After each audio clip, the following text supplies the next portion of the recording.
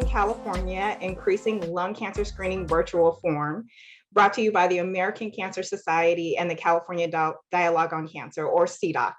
I want to thank you all for taking the time out of your busy schedules to join us today. And I also want to thank you for hanging in there with us while we just fixed a couple of technical difficulties. Next slide, please. The little snowman.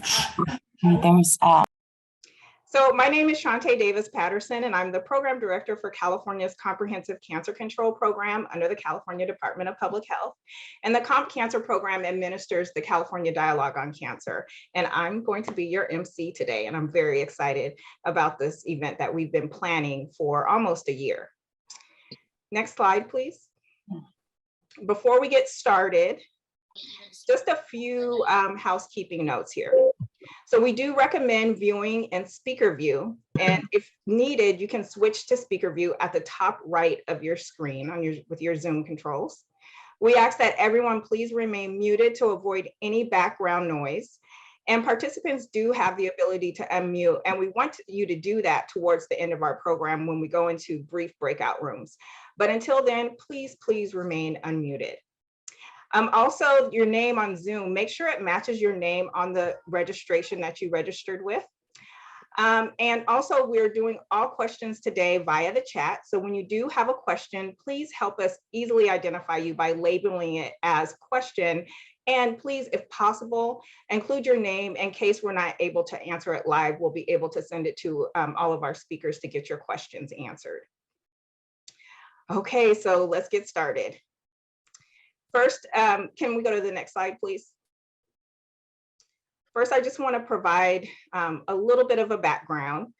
So the American Cancer Society and CDOC began a formal partnership last year to increase screening rates in California. This year, we chose to focus specifically on lung cancer screening because we've got a lot of work to do in this area. As some of you may be aware, lung cancer is the leading cause of cancer deaths in the US and in California, killing more than colon, breast, and prostate cancers combined. Screening with low-dose CT offers the opportunity to save lives, but screening rates remain very low, and California's lung cancer screening rate, unfortunately, is among the lowest in the nation. This falls under one of CDOC's priority areas under early detection and screening. And if I can get the next slide, please. So under our early detection and screening priority, we have one of the goals highlighted in California's Comprehensive Cancer Control Plan 2021 through 2025. Given the importance of this work and the alignment with our cancer plan, we're excited when the opportunity came up to partner with ACS on this. And we formed a separate lung cancer screening work group as part of our coalition. Next slide, please. So here are our lovely work group members who have put in a lot of work on this effort. And I want to give a special thank you to all of our work group members for all of your hard work over this past year. We have really dug in with this project. So thank you again. Next slide. So the work group decided to do 3 things in 22. So first, we're doing an environmental scan to gain a better understanding of the landscape of lung cancer screening in California. And you'll hear a little bit more about this today. This virtual forum is also another component. And then there's a social media effort, which you'll also hear about today. And I do want to mention that one of our goals this year has been to explore how ACS and CDOC might work together with other stakeholders to drive lung cancer screening work forward. We've got some ideas for future directions, and our post-meeting interest survey will help us gather input from all of you on your interest in all your ideas that you might have for any statewide collaborations. So we'll mention that again at the end of our meeting, but for now, we've got a packed agenda. So if I can get the next slide, please. We want to give you a quick look at our meeting objectives. And so you see our objectives here. And we'll be looking at the problem of lung cancer screening, the current state of lung cancer screening, understanding what your role is, different evidence-informed interventions, featured efforts, and also the social media that I mentioned. So next slide, please. And so here's our agenda. So if you look at our agenda here, we're going to have a welcome from our survivor. We'll have a survivor story after I'm finished talking, and then our keynote presentation. We're very happy to welcome Dr. Smith. We'll have lung cancer screening and opportunity for health equity. Again, we'll talk about the environmental scan. We'll have a panel presentation and some discussions, and then we're going to go out into some breakout rooms and talk about the social media campaign as well. So, and the breakout rooms, you know, you did sign up for them when you registered for the event. So we'll be breaking out based off of those selections there. All right, so next slide. Let's take a look at who was there. And this data was collected in our registration. I'm excited that so many of us from different organizations from California are joining forces here today to promote lung cancer screening efforts. And I look forward to learning with you all day today. Next slide, please. At this time, we're going to hear from a survivor speaker, Denise Lee, to keep us connected to why we're doing this work. Hi, everybody. My name is Denise Lee, and I am a lung cancer survivor. And I'm a survivor because of low-dose CT scan and early detection for lung cancer. I started smoking when I was 14 back in Detroit, and I used it as a weight loss method. I felt that if I could smoke and not eat, then it would help me, and it would help me with weight loss. And shortly thereafter, I was addicted to nicotine, and I battled that addiction for 40 years. I tried several times to quit, and I was finally able to quit smoking when I was 54. So it was April 20th of 2016. And shortly after I quit, I was driving home from work. I was stuck in traffic, and I saw this billboard, captured my attention because the woman in the billboard looked like me. She was an African American female, and it was an ad council billboard for Saved by the Scan. And I looked at it, and I'm like, huh, I never heard of anything like this, so let me see. So I read it a little more, but of course I didn't do anything about it at the time. I passed that billboard probably a dozen more times, and it corresponded with when I had to have my physical, my annual physical. So I went in and I talked to my primary care physician. I said, you know, I saw this billboard. I think I qualify for this scan. Can you order it? And she didn't order it because she didn't think that, according to the guidelines, I didn't qualify. And so I went back a couple of months later because I was coming down with a cold and I was about ready to retire. And I was going on a trip of a lifetime and I didn't want to get sick. So I went back and I said, you know, I need some antibiotics and maybe some cough medicine. And by the way, I really do think I qualify for this exam. And she looked at the guidelines again. She says, oh, yeah, you do qualify. And then the difference was when I first went, I was 54. And then when I went back, I was 55. And so I went and had my exam the beginning of 2016. And the next day, I got a call from a pulmonologist's office saying you need to come in immediately because we found something on your scan. And that was when my life changed forever, really. And interestingly enough, when I would go for the various testing appointments and I would have contact with the technicians or the nurses or the doctors, everyone wanted to know, how in the heck did they find this so early? And I, of course, had to go into my story. Well, I was driving home from work, stuck in traffic. And then I just shortened it to a billboard saved my life, which is in fact what happened. It did save my life. So I had surgery. I had some high factors, high recurrence risk factors. And so my oncologist suggested that I do chemotherapy, which I did. And midway through my chemotherapy, my oncologist suggested a clinical trial that I qualified for, so I did it. And I have been no evidence of disease ever since. And the reason for that, the reason I had so many treatment options was because my cancer was detected early. And it was detected early because of my low dose CT scan. So I am just so grateful for all of the work that all of the doctors and all of the technicians have done and all the assistance that I was given. I am passionate about early detection because it does in fact save lives.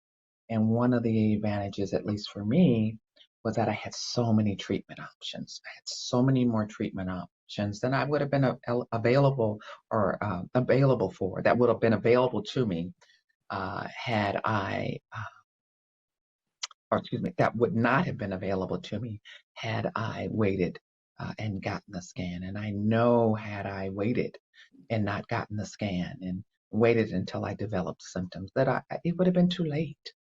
So I want to thank you. I am the face and of everything that you do. I'm so thankful. I'm so grateful. And Saved by this again saved my life. So thank you very much, and everybody have a great day. Bye. All right. Well, thank you so much to Denise. She couldn't be with us live today, but we really appreciate her sharing her story of how lung cancer screening saved her life. And she actually did a shorter video for us on the social media. So we'll have that available as well. So 2 other Californians also worked with us to create social media assets about the importance of lung cancer screening. Throughout our program today, we will show these social media videos at the end of our program. And we will highlight for you all how you can use these assets using your own social media kit. Now I'm pleased to introduce our keynote speaker, Dr. Robert Smith. Dr. Robert Smith is a cancer epidemiologist and the Senior Vice President of Early Cancer Detection Science for the American Cancer Society. Dr. Smith, welcome. Thank you very much. We have the first slide.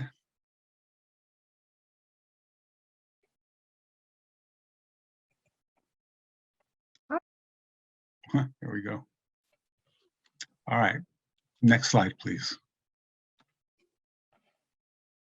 And next slide. These are my disclosure statement. Next slide. And this is going to be the outline of the presentation that I'm going to give you today. Let's move to the next slide. So when you look at this slide, I want you all to be impressed with the fact that when we say that this epidemic of lung cancer started in 1930, that means that we have had an enduring epidemic of lung cancer for almost 100 years.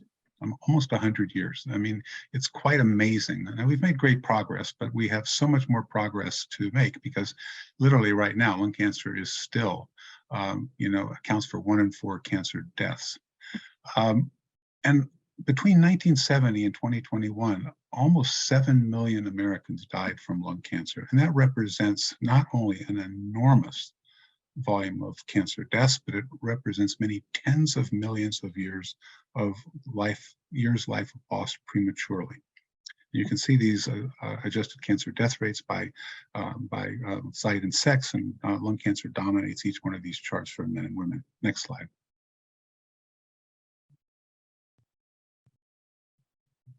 These are the numbers. This year in the United States, we'll diagnose about 236,000 new lung cancers. About 130,000 men and women will lose their lives to lung cancer. California's numbers are really quite a bit lower, even among states, and that's largely because California has actually been hugely successful in their tobacco control efforts. If you look at these incidence rates and mortality rates to the right, you can see how much lower California's incidence rates are compared with the nation and how much lower their death rates are compared to the nation. I've just given several talks earlier this week where those incidence rates and death rates on average were higher in the states that I was presenting about, because these are states in the tobacco belt. Next slide, please. And when you look at these incidence rates and mortality rates across the United States, in just the slide is sort of hard to see these scales, but just understand that the lighter the shades, the lower the rates in each instance. You can see that California has accomplished quite a lot in their tobacco control efforts. I mean, the simple fact of the matter is that given how strong the relationship is between a history of tobacco use and developing lung cancer or dying from lung cancer, we can make really great progress if we just prevent people from ever starting to smoke, and if we can help them to quit smoking early. Next slide. And these are, this is actually taken from one of your state reports. It shows how significantly over time the incidence of lung cancer and the mortality from lung cancer has significantly declined in all ethnic groups. Next slide. Now, here's where we get to the point of this whole presentation today. While we have been successful in our tobacco control efforts, the ways in which we diminish the ability to even acquire cigarettes by raising prices, keeping access low, preventing smoking in public areas, helping people to quit with quit lines all over the country. We have fought historically a losing battle in our efforts to prevent lung cancer deaths in people who currently and formerly smoked. Next slide.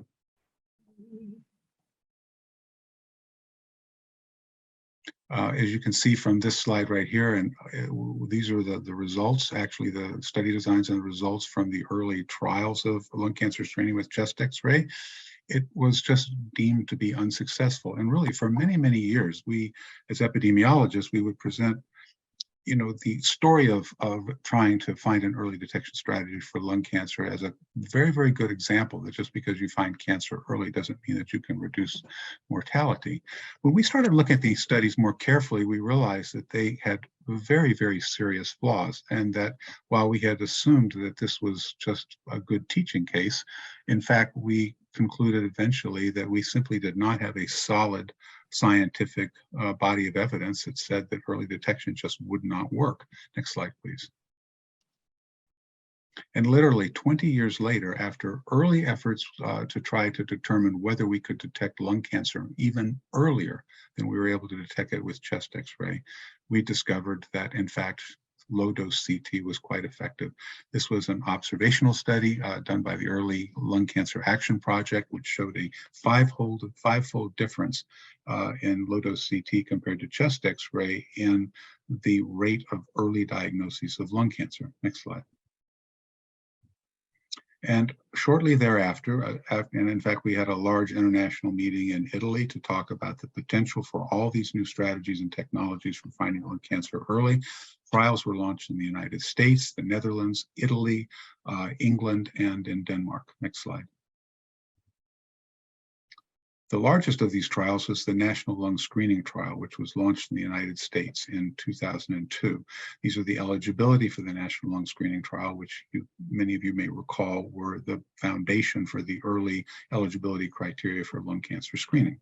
It's quite restrictive. It was limited to people who were 55 to 74 and had a very heavy pack year history. In fact, the 30 pack years was the minimum pack years. And if you were someone who previously smoked, you must have quit within 15 years. Next slide. And in fact, a little known fact is that the American Cancer Society played a very, very significant role in helping the National Cancer Institute recruit patients to participate in this trial. In fact, our divisions all over the country where there were lung cancer screening study sites had flyers and t-shirts and water bottles and everything to get the word out that there was a large study looking at finding lung cancer early. And it was really one of the rapidest enrollments that the NCI had ever seen in a large-scale trial. Next slide. And by October of 2010, the results were so promising that Harold Varmus, who was the director of NCI at the time, stopped the trial. All trials have stopping rules. And in fact, what had happened is that we had achieved the mortality reduction that would have been statistically significant. And that time it was an opportunity was there to offer the control group lung cancer screening with low-dose CT. The paper was published in the New England Journal of Medicine. You can see the results right here, 20% fewer lung cancer deaths in the CT arm compared with the chest X-ray arm, and 6.7% fewer deaths from all causes. Resulting in a number needed to screen to prevent lung cancer death of 320. And that's after 3 rounds of screening, which is really extraordinary in all of cancer screening. It's the, literally lung cancer screening is the most productive cancer screening we have in terms of the simple equation of how many people do you have to screen to prevent 1 death. Next slide. There were subsequent trials. The Nelson trial in the Netherlands observed 26% fewer deaths, and the MILD study has observed 39% fewer deaths at 10 years, but a remarkably even more productive mortality reduction of 58% for those who were diagnosed between 5 and 10 years after enrollment in the trial. Next slide. This gives you a historical timeline. Beginning in 1992, we post that LCAP study all the way through. It took us until 2015 to have provisions under the Affordable Care Act that would actually provide coverage for lung cancer screening. Medicare followed shortly thereafter. We saw very, very low screening rates in 2015. That is not surprising. But by 2021, had seen new evidence from the Nelson and other data from observational studies, which I'll talk about just in a few minutes, that suggested that we really should start at a younger screening age and with a lower PAC-year history. Next slide.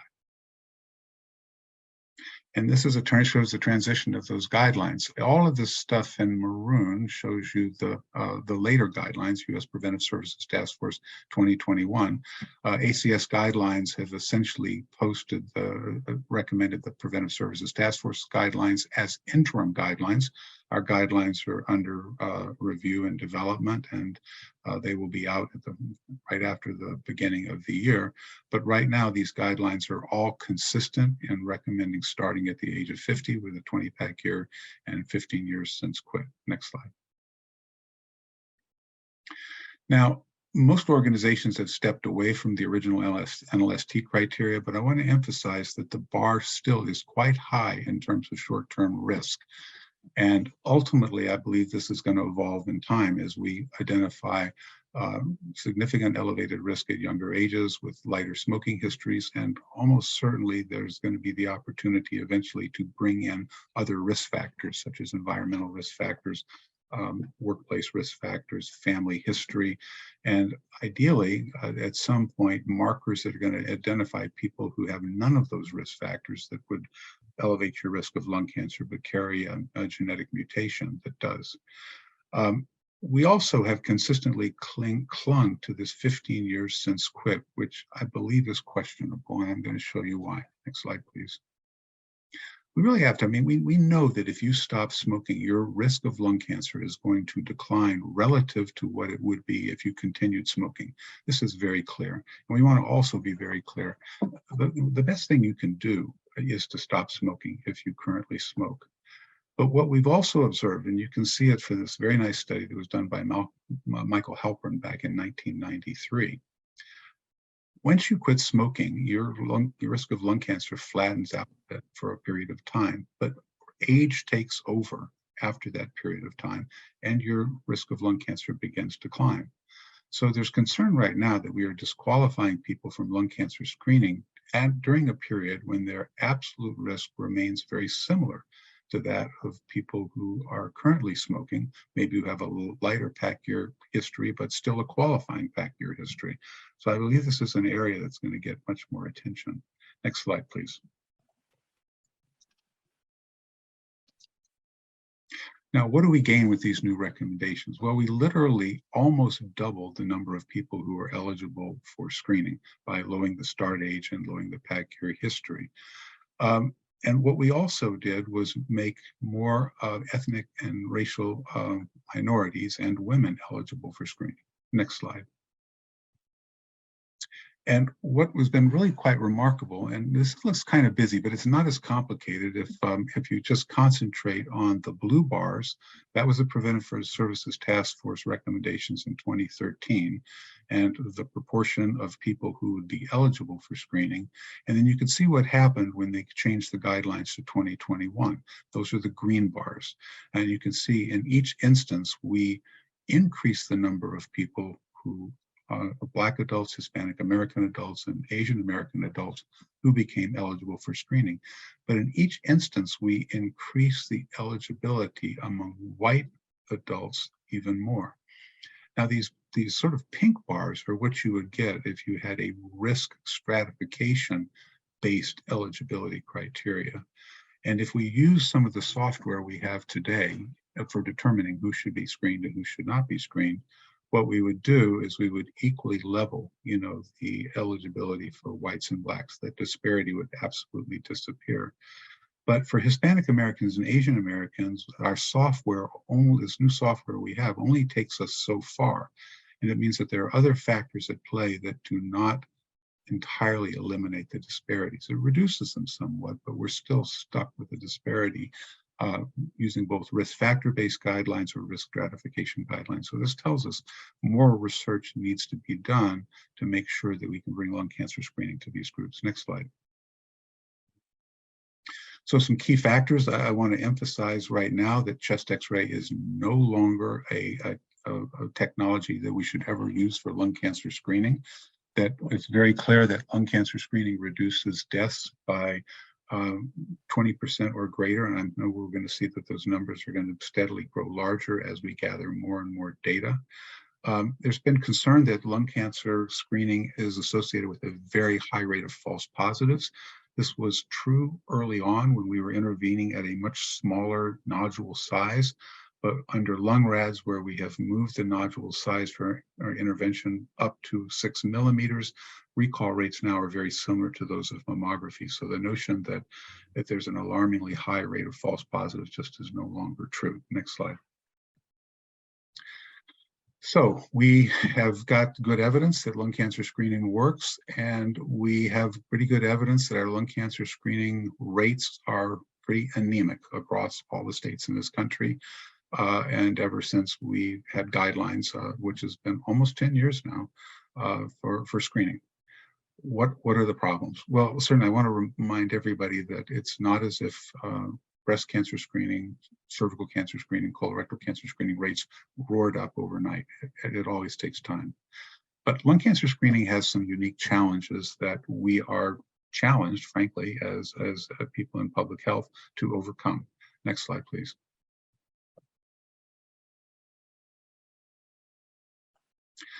Awareness and understanding, we've documented, is low among both the target group and healthcare professionals. And we know very, very clearly that over time, we have stressed primary care more and more year after year.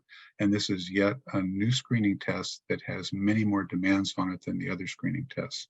And our electronic health records, which might have provided us some help if it contained PAC year history, does not contain that information. There's never been a reason to contain it up until now. It is risk-based. You have to identify adults who are eligible for screening based on age, health status, PAC year history, and if they are people who formerly smoked, how long it's been since they have smoked. People who formerly smoked are more difficult to identify because this is not an element of conversation among people who have quit for a decade or more. And people who smoke are less likely to get regular health care. They have lower access. There's an influence of stigma. And they are more likely to be low income, and they are less likely to have health insurance. You have, as you can see, enormous challenges to get these people into screening. Next slide. The insurance, landscape is actually pretty good. Private insurance under the Affordable Care Act has got to cover lung cancer screening at no out-of-pocket costs. I want to remind everybody that under the Affordable Care Act, however, the new guidelines that were in place in 2021 will not take effect until 2023. Some health plans are covering the new guidelines right now, but under statute, they do not have to until 2023. Medicare covers lung cancer screening, and when they release the new coverage determination in February of this year, it takes place immediately. Traditional Medicaid is not obligated to cover lung cancer screening, but Medicare expansion states are required to meet the Affordable Care Act rules. Next slide. And you can see that we have a number of states that have not adopted the Medicaid expansion. And I want you to keep in mind that these orange states right now are some of the states with the highest rates of lung cancer. Next slide. This map shows this distribution of Blacks who are at higher risk in the population, who are at higher risk of cancer. And these lower southern and Midwestern states have some of the highest rates of lung cancer. And these are the states that in which many people do not have health insurance. Next slide. And a study that we did just recently looked at the rates of screening in Black and white adults and found that they were really quite similar. But the remarkable finding was that nearly 80% of Black adults who reported being screened were of Medicare age versus 51% of whites, which indicates that access to health insurance plays a big role in when you can begin starting to screen. Next slide.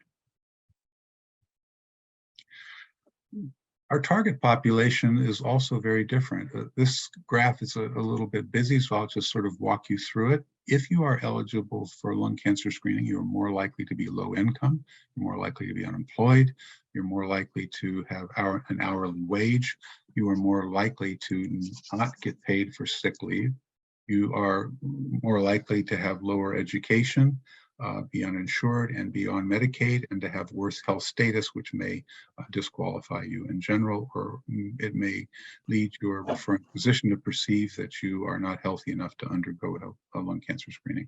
Next slide. And this is a study that we've done looking at access to lung cancer screening facilities within a sort of a benchmark of 40 miles. The good news is that most adults do have access within 40 miles. I mean, some of you may be thinking 40 miles is a long way to go, and that's true. But in rural counties, almost 1 in 4 adults who are eligible for lung cancer screening are not within 40 miles of a lung imaging facility. And that's something we have to be very concerned of, and something that's likely going to get worse as more rural hospitals are closing, especially in the non-Medicaid expansion states, due to the fact that they just literally run out of resources to stay open. Next slide. Now, these are data that we have evaluated using the ACR lung cancer screening registry, where every facility who is providing lung cancer screening has got to report their results to this registry under the previous Medicare rules. In 2018, the estimated lung cancer screening rate in the US was 5%, a small increase from 3.4% in 2017. When you look at this map of the proportion of adults who are eligible for screening in the United States, California has a much lower number of people who qualify for lung cancer screening. And that actually may account for what is a surprisingly low rate of screening in the state of California. It's literally among the very lowest states, you know, in all 50 that are shown in this bar graph at the bottom, where rates of screening actually range from a little less than 1% to over 15%. Next slide, please. And this shows you that graph a little bit more closely. The ironic thing here is if you look at the states that have the highest rates of screening, Kentucky, Vermont, and Massachusetts, only Kentucky is a state that also has a very high burden of lung cancer. The other states have a high rate of screening, and their burden of lung cancer is quite a bit lower. Next slide.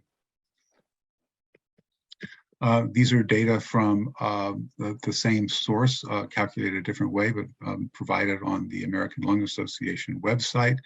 Again, that shows that California has a very, very low rate.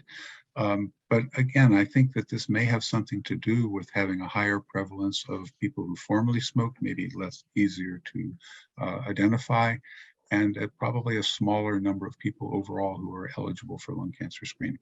Next slide. Another analysis of the lung cancer screening registry data showed something interesting. Females are more likely to be screened based upon their eligibility compared with men. People who are 65 and older are more likely to be screened than younger adults, obviously, I think, because they have universal coverage providing for lung cancer screening. And people who currently smoke are more likely to be screened compared to people who formerly smoked, again, I think largely because they're more easily identified in the healthcare setting. But a very discouraging thing that we have saw is that subsequent annual screening is low. When we recommend screening, we recommend it at a particular interval. It's something you need to do every year, every 3 years, every 5 years, depending upon the cancer screening test that you're undertaking. But it cannot be a one and you're done experience. And we found that only 40% of adults had returned for a second examination within 24 months or later after their baseline examination. That is something that we really must work very, very hard to fix. Next slide. Yeah. Now, how are we measuring lung cancer screening uptake? We have our standard national surveys, the Behavioral Risk Factor Surveillance Survey, the National Health Interview Survey. But ultimately, what we want to see is quality measures, which the old adage, what gets measured gets done. These are our HEDIS measures, the Advantage programs, the STAR rating programs, the UDS measures in federally qualified health centers, and Medicaid, the Medicaid adult cancer case set. Next slide.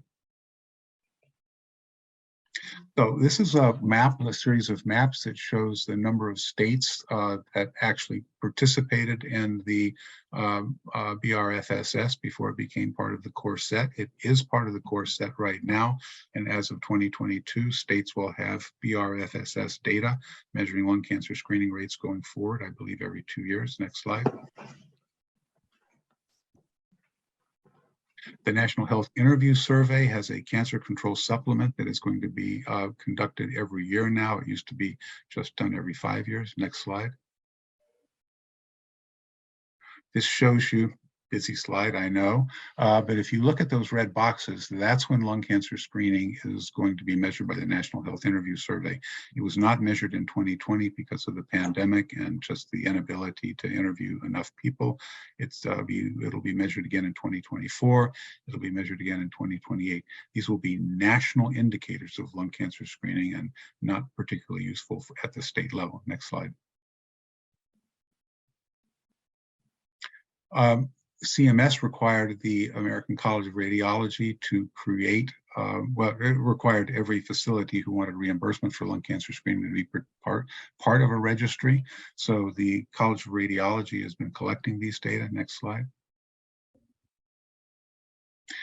And you can see that the annual number of lung cancer screening examinations in eligible adults reported to the College of Radiology exceeds over 3 million now. And for the life of me, I don't know what would happen to this graph. But in 133 facilities reporting to the lung cancer screening registry, there were 17,011 exams reported in 2021, with 68% of these exams meeting eligibility criteria according to the current guidelines. Next slide. So let's talk about HEDIS. Next slide. We're very pleased to announce that this year NCQA will launch the development of a HEDIS measure. This is something that the National Lung Cancer Roundtable worked very hard with NCQA to make happen. And one of the things that we know for sure is that all of these other measures tend to depend upon a HEDIS measure being in place.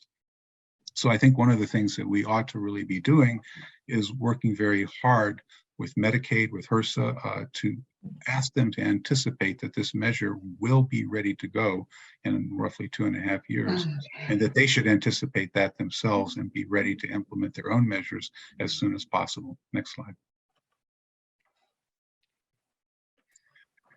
The pathway to a CMS and Medicaid adult core set of quality measures can be done at the state level. I mean, it can be mandated at the national level, but recently this was done for colorectal cancer, but some 13 states already had Medicaid measures.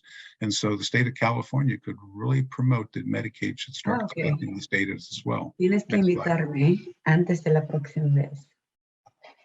Okay, that was close. Next slide, please. We're getting some background noise. If everyone could please make sure that you're muted.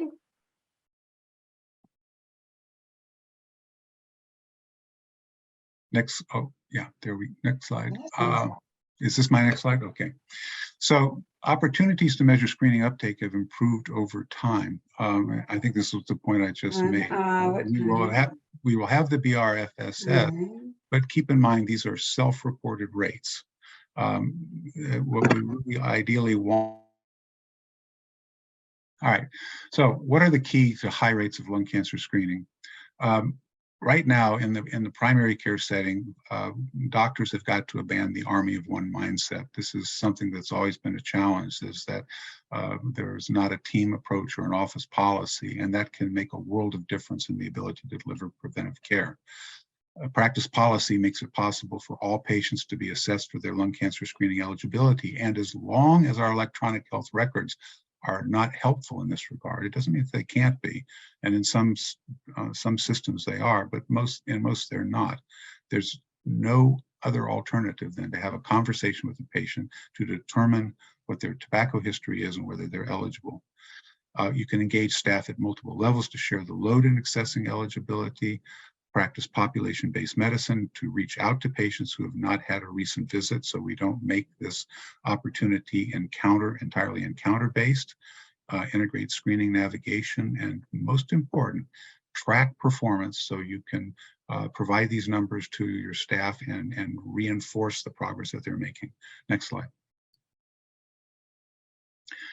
I want to emphasize that for those of you who didn't have an opportunity to notice this, when President Biden announced the second, basically the revitalization of the moonshot, there was a parallel announcement from the President's Cancer Panel to emphasize how we might make greater progress in cancer screening. And it was very gratifying that the President's Cancer Panel emphasized the value and importance of roundtables, American Cancer Society roundtables, state-based roundtables, as a very effective cancer control initiative. And we have seen cancer screening rates increase as a result of roundtable activities, but they also are uniquely positioned to organize organizations and champions and individuals who want to work to overcome challenges, avoid duplication, and make progress in cancer screening to come together and do so. Next slide. There was a proclamation this month from President Biden to emphasizing the importance of lung cancer screening. He encouraged citizens, government agencies, private businesses, all organizations to do better to detect and treat lung cancer. Next slide. So I want to encourage the efforts, further encourage the efforts and congratulate the state of California and the Comprehensive Cancer Control Program for the work that they've done to date. And we at the American Cancer Society are looking forward to working with you going forward. And thank you for the opportunity to speak with you today. Thank you so much, Dr. Smith. We have time just for a quick question for you. I'm going to read one from the chat here. Are there any chances that the USPSTF will change the 15-year after quitting parameter? And if so, to what? I have no idea. But what we know is that the next time that the task force updates their guidelines, they will send out a draft of their research plan and the questions that they're going to pursue. That will give us an opportunity to comment. If they do not plan to address or explore the 15 years to quit, I think people will encourage them to do so. So it's just a matter of time to see whether they will. Okay, thank you so much. So again, Dr. Smith, thank you so much for your time and sharing such valuable information. I do want to note that we have seen the other questions in the chat, and we will follow up with everyone and get those answers to everyone. One quick note I want to make too is, please everyone change your name on your Zoom screen to the name that you registered. It will help us organize the breakout rooms more effectively and quickly. So if you can do that. So before we move on to our next speaker, let's see one of our social media videos featuring Dr. Natalie Liu.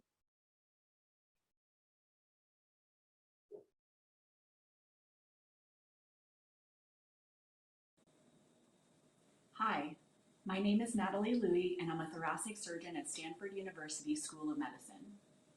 Lung cancer screening is recommended for people over the age of 50 who are or were heavy smokers.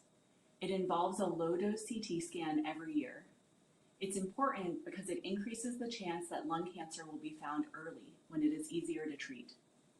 I see many patients in my clinic who found their lung cancer through screening, and I'm happy that I can offer a cure with surgery. It is clear that screening saves lives, and I encourage you to ask your doctor about lung cancer screening. Great, thank you. So now it is my pleasure to introduce Dr. Ashley Prosper. Dr. Prosper is the Chief of Cardiothoracic Imaging at UCLA Health and a co-director of the UCLA Lung Cancer Screening Program. Dr. Prosper, welcome. Thank you so much, Shantae. It's a pleasure to be with you all today. We're going to discuss one of my passions, and that is improving health equity through lung cancer screening. If we could advance to the next slide, please. And next slide. So the first acknowledgement that I would like to make is that race is really a social construct, but it can be useful when we look at racial data to help us evaluate patterns of both health outcomes and current health disparities. We know that some genetic mutations associated with cancer are more common among certain ancestry groups, and that is why I will refer to some trends in racial and ethnic groups as we discuss lung cancer disparities. Next slide, please. All right, it looks like my graphics were edited a bit, but if we advance the animation on this slide, you'll see that cancer of the lung and bronchus is the most common cause of cancer-related deaths across our population. And if we go to the next slide, please. And if we advance the animation, when we consider the African-American community, this is also true in that cancer of the lung and bronchus is the leading cause of cancer-related death within the African-American community, as well as our community as a whole. Next slide, please. And next slide. Now, what is really important to understand is that the stage of diagnosis of lung cancer varies across racial and ethnic groups. And so if we consider Black Americans and white Americans, what we will see is that Black Americans are more likely to present at an advanced stage at time of diagnosis. Now, why is this important? This is important because, as we heard from our survivor earlier today, when cancer is caught at earlier stages, we can offer more opportunities for treatment, and we can extend survival from the cancer that is diagnosed. Next slide, please. Now, what's important to understand is that the African-American community faces the highest death rate and shortest survival of any racial or ethnic group for most cancers. So this is unfortunately not exclusive to lung cancer. The other important thing to emphasize is that Black men in particular have the highest cancer incidence, and this is true of lung cancer specifically.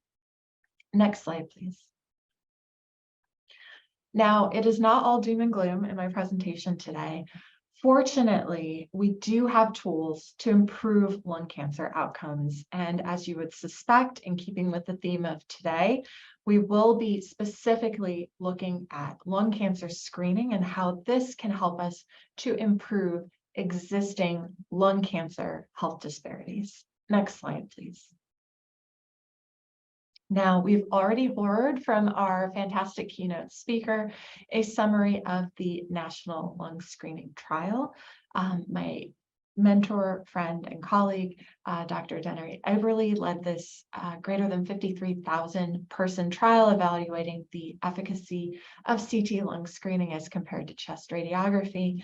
You're now well familiarized with the fact that in the National Lung Screening Trial, we saw at least a 20% lung cancer mortality reduction, as well as a 6.7% reduction in all-cause mortality in those who were screened with CT.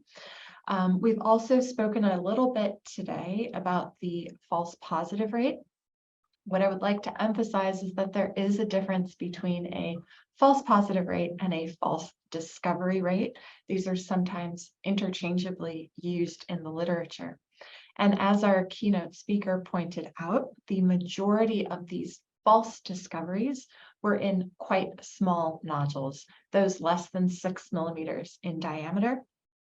As we have gone forward, we've seen updates to our lung cancer screening reporting system, LungRads. And in fact, I was fortunate enough to participate in the LungRads committee with the American College of Radiology this year. And we have launched an update to LungRads entitled LungRads 2022, which was made public just yesterday afternoon. So please make sure to check out the updated LungRads guidelines, which includes some additional guidance for management of some atypical nodules, including cystic nodules. Now, fortunately, what we've seen is that when we look at screening results, there are very few complications with false positive screens, less than 0.1% in the National Lung Screening Trial. Next slide, please. So our next question is screening uniformly efficacious? We've seen that we have sizable lung cancer health disparities looking at various racial and ethnic groups, but does screening work equally well amongst these groups? Next slide, please. Well, in order to determine the answer to this question, we can look at this same trial, the National Lung Screening Trial. And what we will do is we're going to look at these two pie charts. On the left, we have our composition of the subjects of the National Lung Screening Trial in the CT arm, and on the right, the chest radiograph arm. And what you will notice is that Black individuals, encoded here in orange, made up a minority of the participants, 4% overall. Next slide, please. Now, what you might wonder is, were any efforts made to include African-American participants in the NLST? Now, the National Lung Screening Trial leadership team made a great effort to include a diverse group of participants. There were 7 sites within the Akron NLST cohort that were identified as champions of diverse recruitment.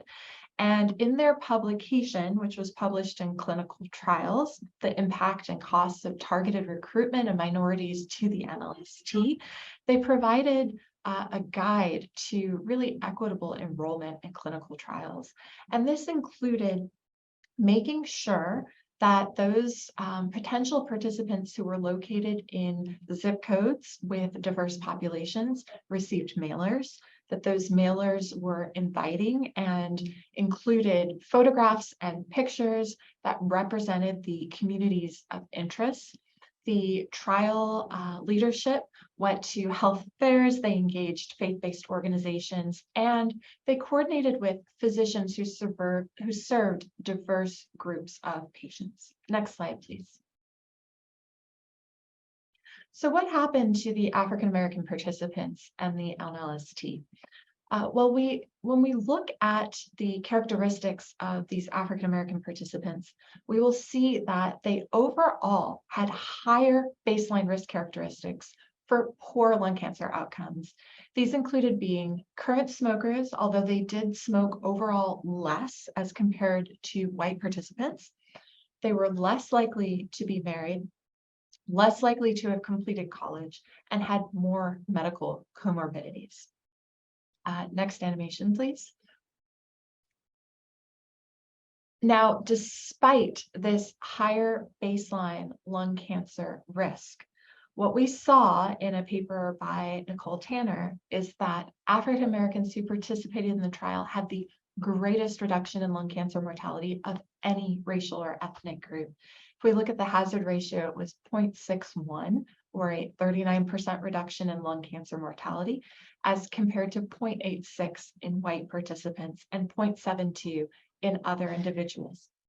We also saw that African Americans experienced greater reduction in all-cause mortality as compared to white participants. So this led me and my colleagues to ponder the question, what might have happened if more Black participants had enrolled in the National Lung Screening Trial? Might we have seen a different outcome? Next slide, please. Next slide, please. So what might have happened if we had had more African Americans participate in the National Lung Screening Trial? Next slide, please. I was able to use a statistical approach called transportability in conjunction with some computer scientists and bioinformaticists at UCLA to answer this question. Next slide, please. So transportability allows for the application of clinical trial results to a target population. Now, it's important to understand that the target population in this statistical exercise can either partially include or not at all include the study population.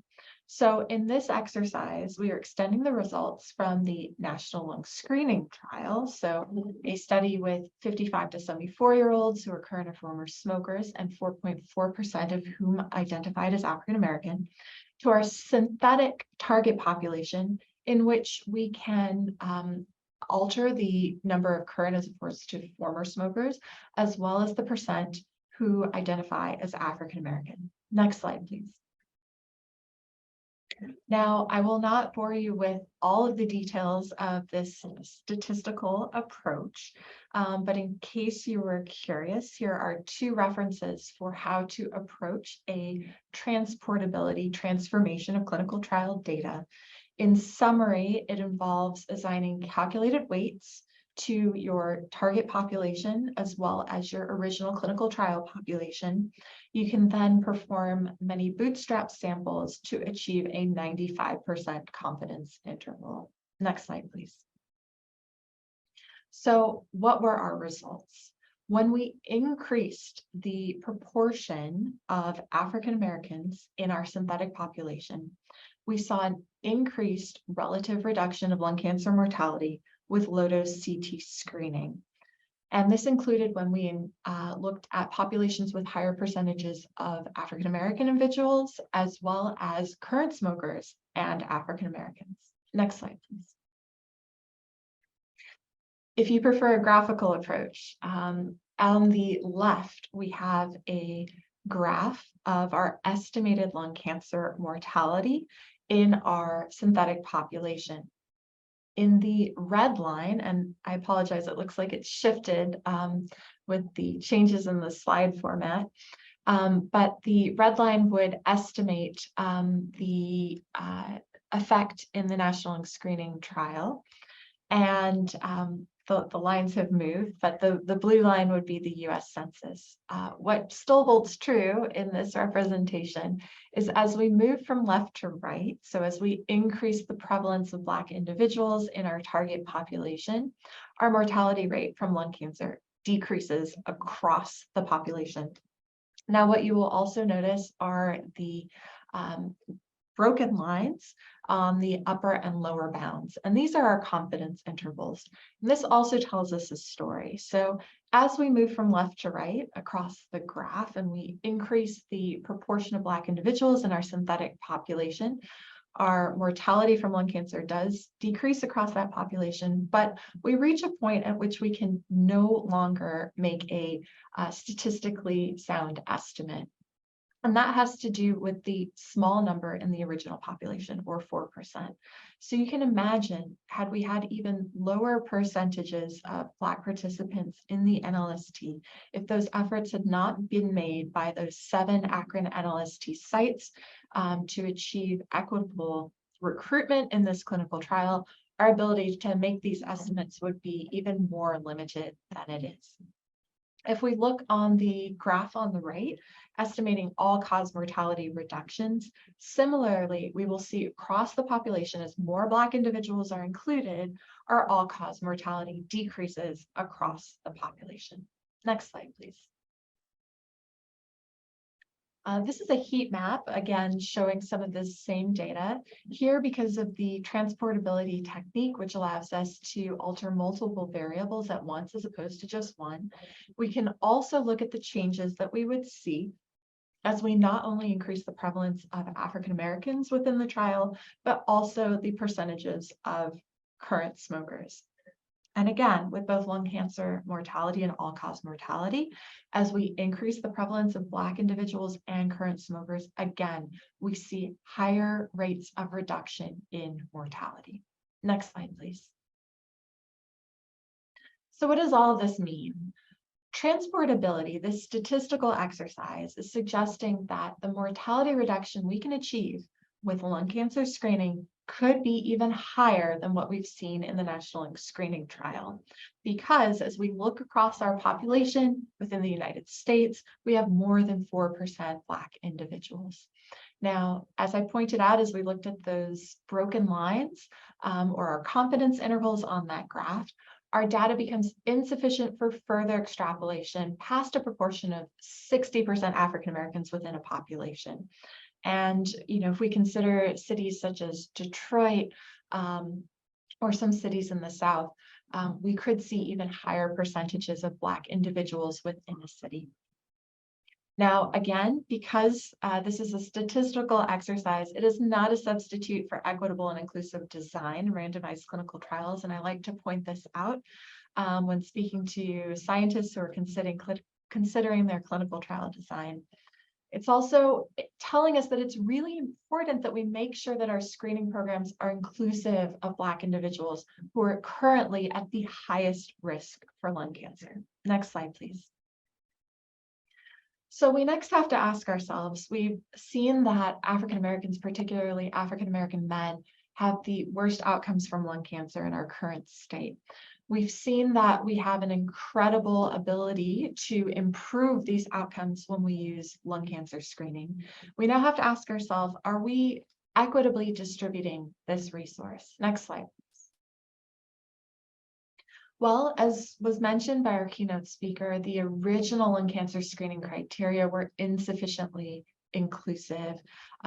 Melinda Aldrich, a fantastic researcher in cancer prevention, has shown us through the Southern Community Cohort Study, a large study of 48,000 ever smokers, that when they followed these participants within this study and looked to see who developed lung cancer and whether or not they would have been eligible for screening before they developed cancer, we saw that a larger proportion of African Americans developed lung cancer before they became eligible with the original lung cancer screening guidelines, largely because of a smoking history that was not high enough or an age that was not old enough for the original guidelines. Next slide, please. Fortunately, we've made progress. We've discussed the updates to the USPSTF guidelines, which were seen in March of 2021. The age fell to 50 for eligibility in the smoking pack years to 20, which has resulted in a higher proportion of women and Black individuals who are now eligible. Estimated nationwide eligibility for 14.5 million Americans. Next slide, please. Now, when we look at reports from community screening programs, people who are out on the ground trying to enroll people and provide screening, we see that Black individuals referred to lung cancer screening programs often experience lower rates of screening and a longer time to follow up, which is going to inhibit our ability to effectively treat and not only identify, but also treat these cancers early. Next slide, please. Now, why wouldn't the eligible be screened? Lisa Carter Harris is a fantastic health policy researcher, and she has proposed a conceptual model of lung screening. Now, when we look at this model, it takes us through the process of going from being completely unaware of lung cancer screening to achieving the outcome of not only participating, but remaining adherent over time. And this really creates a roadmap for us to evaluate our approach as we try to increase screening utilization. When we look at the antecedents to screening, they include psychological variables such as, being fearful of admitting that you've smoked because of fear of repercussion, medical mistrust, being worried about finding out that you have lung cancer or fearful of doing so. We can see different effects from a patient's demographics, such as age, gender, income, insurance status, education, and a host of other variables. We then have the cognitive variables of, have we ever heard of lung cancer or lung cancer screening? Now, highlighted here in white are some things that apply to many of us, and that is a healthcare provider recommendation. When screening activities are recommended by a primary care physician or another healthcare provider, a patient is much more likely to participate in that activity. We also see social and environmental variables.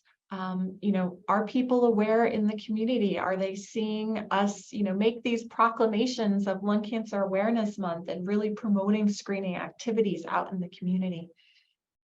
Then we have our mediators, things like our ability to explain health benefits of screening, helping individuals to realize their perceived risks and benefits if they participate. We have the stage of adoption of, where this patient is when they find out about these activities, as well as the shared decision-making process, which is really unique to lung screening as opposed to just about any other screening activity, in that we have the mandate to discuss risks, benefits, provide visual aids, and help a patient come to the decision of whether or not they will participate in screening. Once that patient decides to ultimately participate in screening, this cycle does not end. We have to keep it going because we know that screening is most effective when it is adhered to over time, because screening is not a one and done activity. It requires annual adherence to a screening program as long as an individual is eligible. Next slide, please. Now, we've discussed a little bit when we look at this conceptual model, some of the barriers to screening, such as demographics, psychological and cognitive barriers, and society. We do not have enough time to get into each of these variables today, but I will discuss a few. You can imagine that as we look at increasing our rate of screening within the state of California, we have individuals from a variety of backgrounds. We have a wonderfully diverse group of Californians that we can encourage to be screened across many different income, insurance, educational, and smoking status levels. Another thing that we have to be mindful of are experiences with racism and social pressures. I think it's a really tough thing to consider when we consider racism not only in everyday life, but also within the healthcare system. Studies have shown us that when individuals are faced with racism, not only in the general everyday life, but also within the medical environment, they are less likely to participate in screening activities and more likely to participate in activities that are harmful to their health, including tobacco use. Next slide, please. Now, we are fortunate as we look at increasing the rate of screening in California, and this has been discussed earlier in the program, in that the state of California does have a fee-for-service coverage of lung cancer screening. As we look across the country, this is not the case for the entire United States. So we do have something going for us here that can help us as we look to promote lung cancer screening. Next slide, please. Unfortunately, this has not resulted in us having the best track record for lung cancer screening within the state of California. If we look at data or our statewide report card from the American Lung Association, California is currently tied for last in terms of the number of eligible screenees who are receiving lung cancer screening. Highlighted in green is the median, or about 6% utilization. So we have a long way to go. This is a sobering slide, but really we can only go up from here. Next slide, please. So what am I personally doing? I'm happy to report that I am an active participant in the University of California Lung Cancer Consortium. This was a consortium that was brought together at the behest of the UC president. And as part of this lung cancer consortium, we have formed a University of California Lung Cancer Task Force, or Lung Screening Task Force. And what we hope to do is reduce the burden of lung cancer on Californians by providing a UC-wide initiative and research activities that we hope to change the paradigm of care. We recognize that we do not care for every single possible patient within the state of California, though we do represent a large proportion of patients in California. We're hoping to share in the coming months and years as we work together through this consortium, our developments, our best practice standards, and some of the tools that we develop to help increase lung screening and improve lung cancer outcomes within our UC system. So I want to take another moment to thank everyone for allowing me to participate in this Get Screened California initiative. I've shared my email here should you wish to collaborate. Thank you so much for your time. Thank you so much, Dr. Prosper, for this critical look at lung cancer screening as an opportunity to drive health equity. I don't see any specific questions, but I do see a couple of comments in the chat there. You can see one person just, calling out and saying that she loves the conceptual model for lung cancer screening. So thank you again, Dr. Prosper, for your time and your presentation. So let's watch another social media video featuring Ken Ramirez.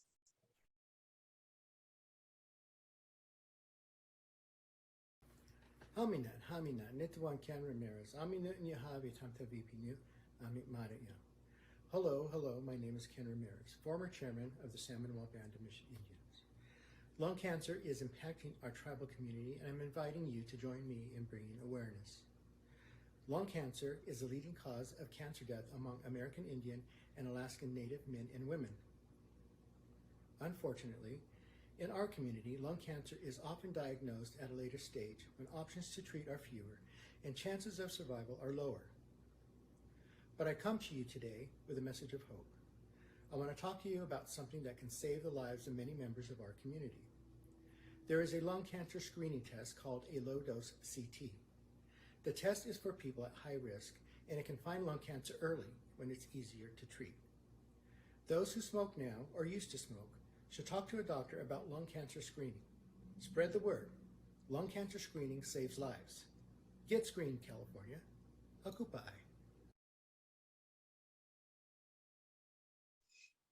All right, that was great from Ken there. All right, so now it's my pleasure to introduce Rebecca Dabbs.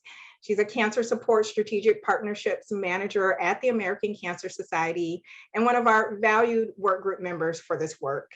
Rebecca has been the lead on our environmental scan, and she will be providing a quick overview of this work.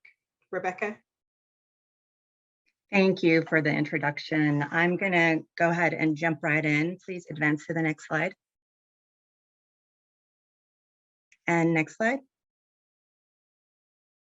Our environmental scan work group was a collaborative effort and included members from the American Cancer Society, the California Dialogue on Cancer, City of Hope, and Cedars-Sinai. Next slide.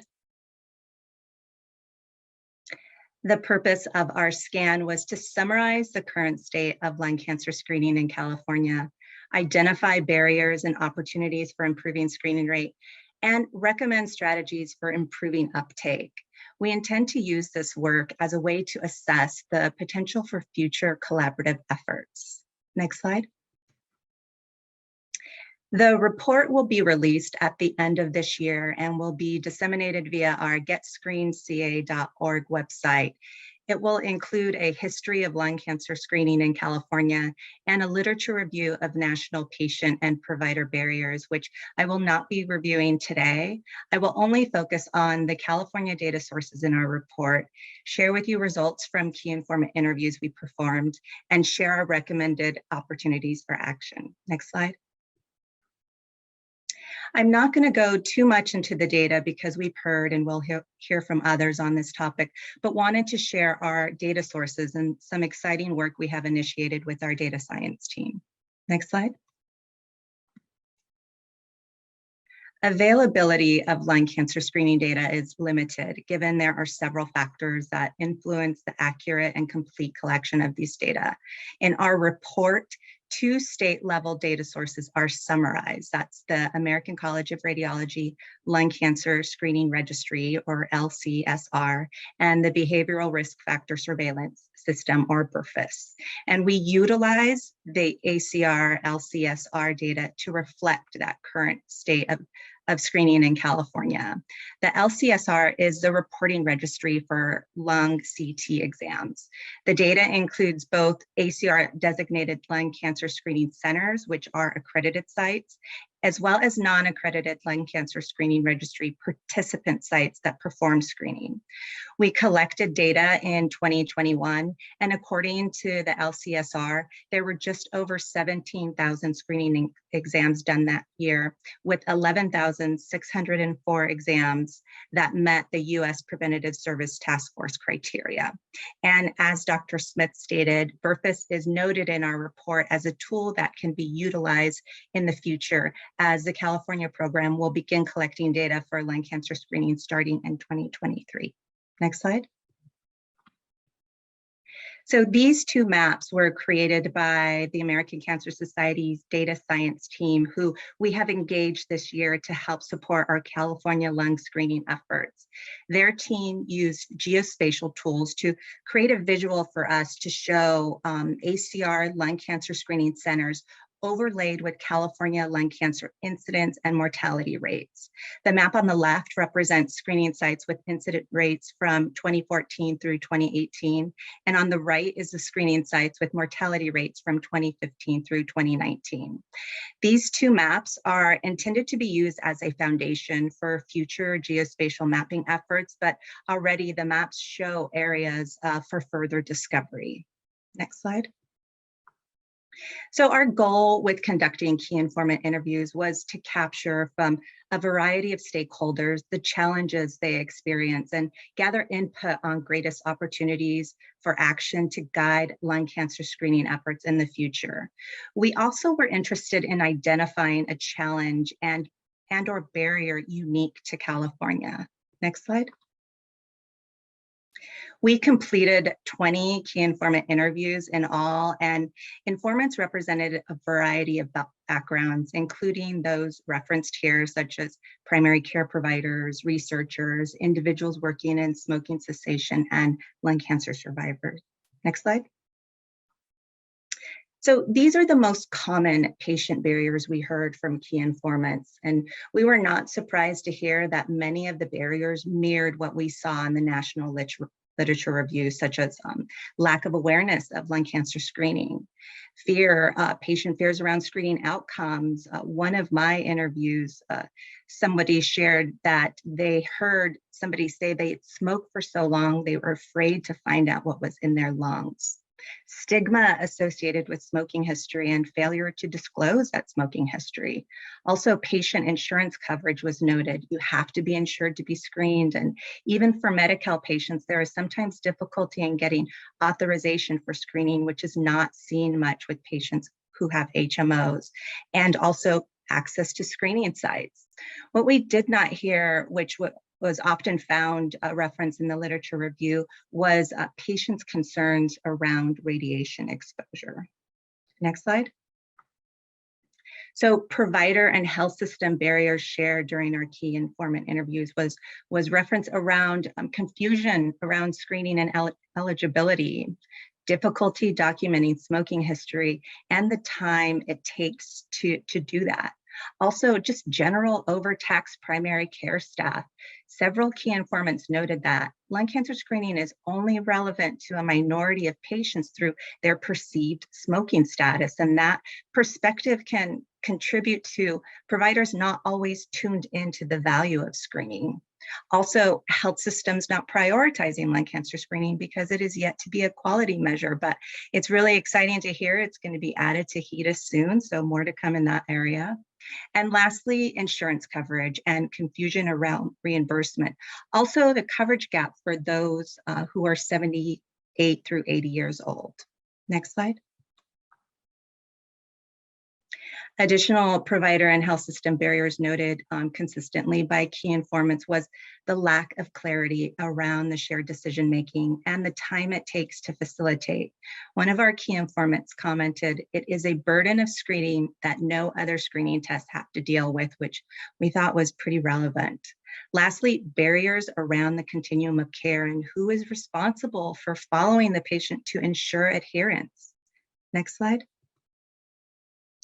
So we asked some of our key informants why they thought California screening rates were so low.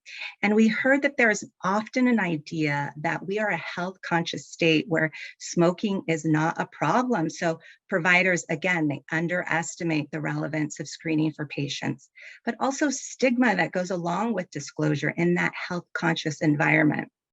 Also noted is that our current lung cancer screening data is not a true reflection of the screening rates because of lack of systemic reporting.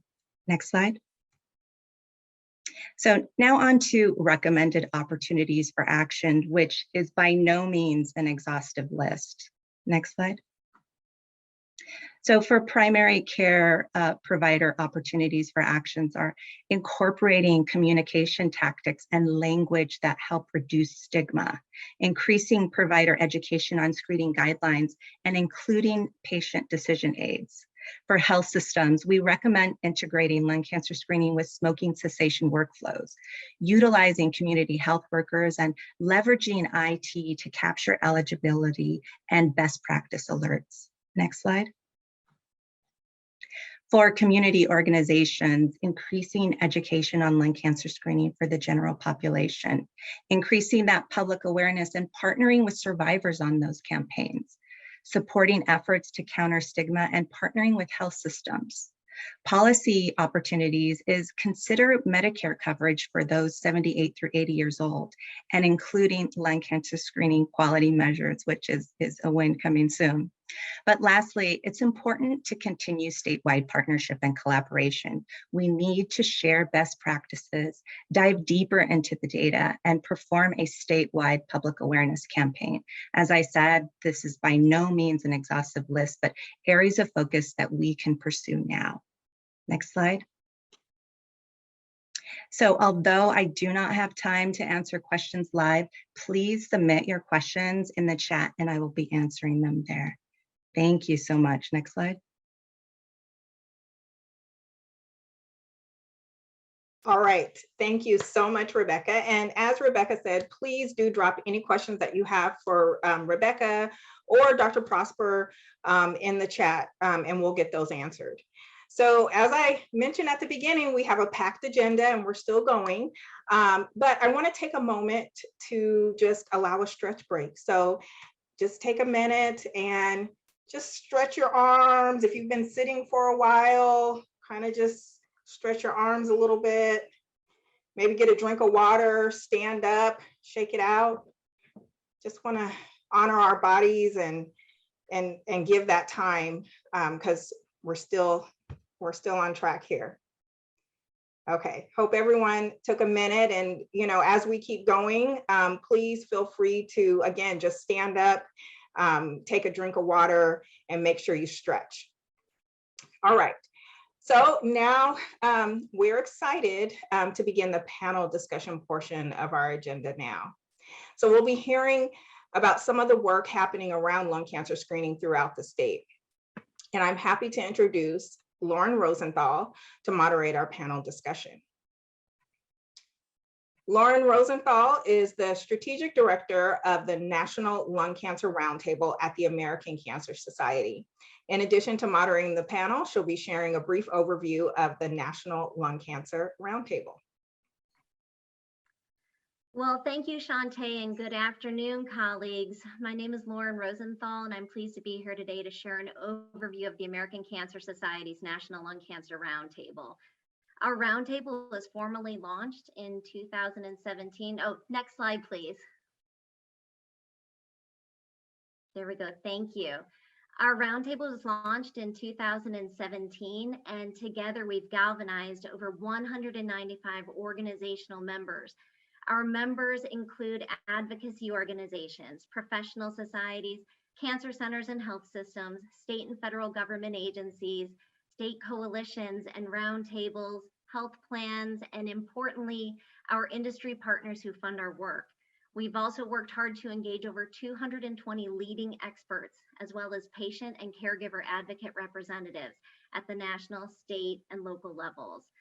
Our work at the National Lung Cancer Roundtable is comprehensive, and it covers the lung cancer continuum of care.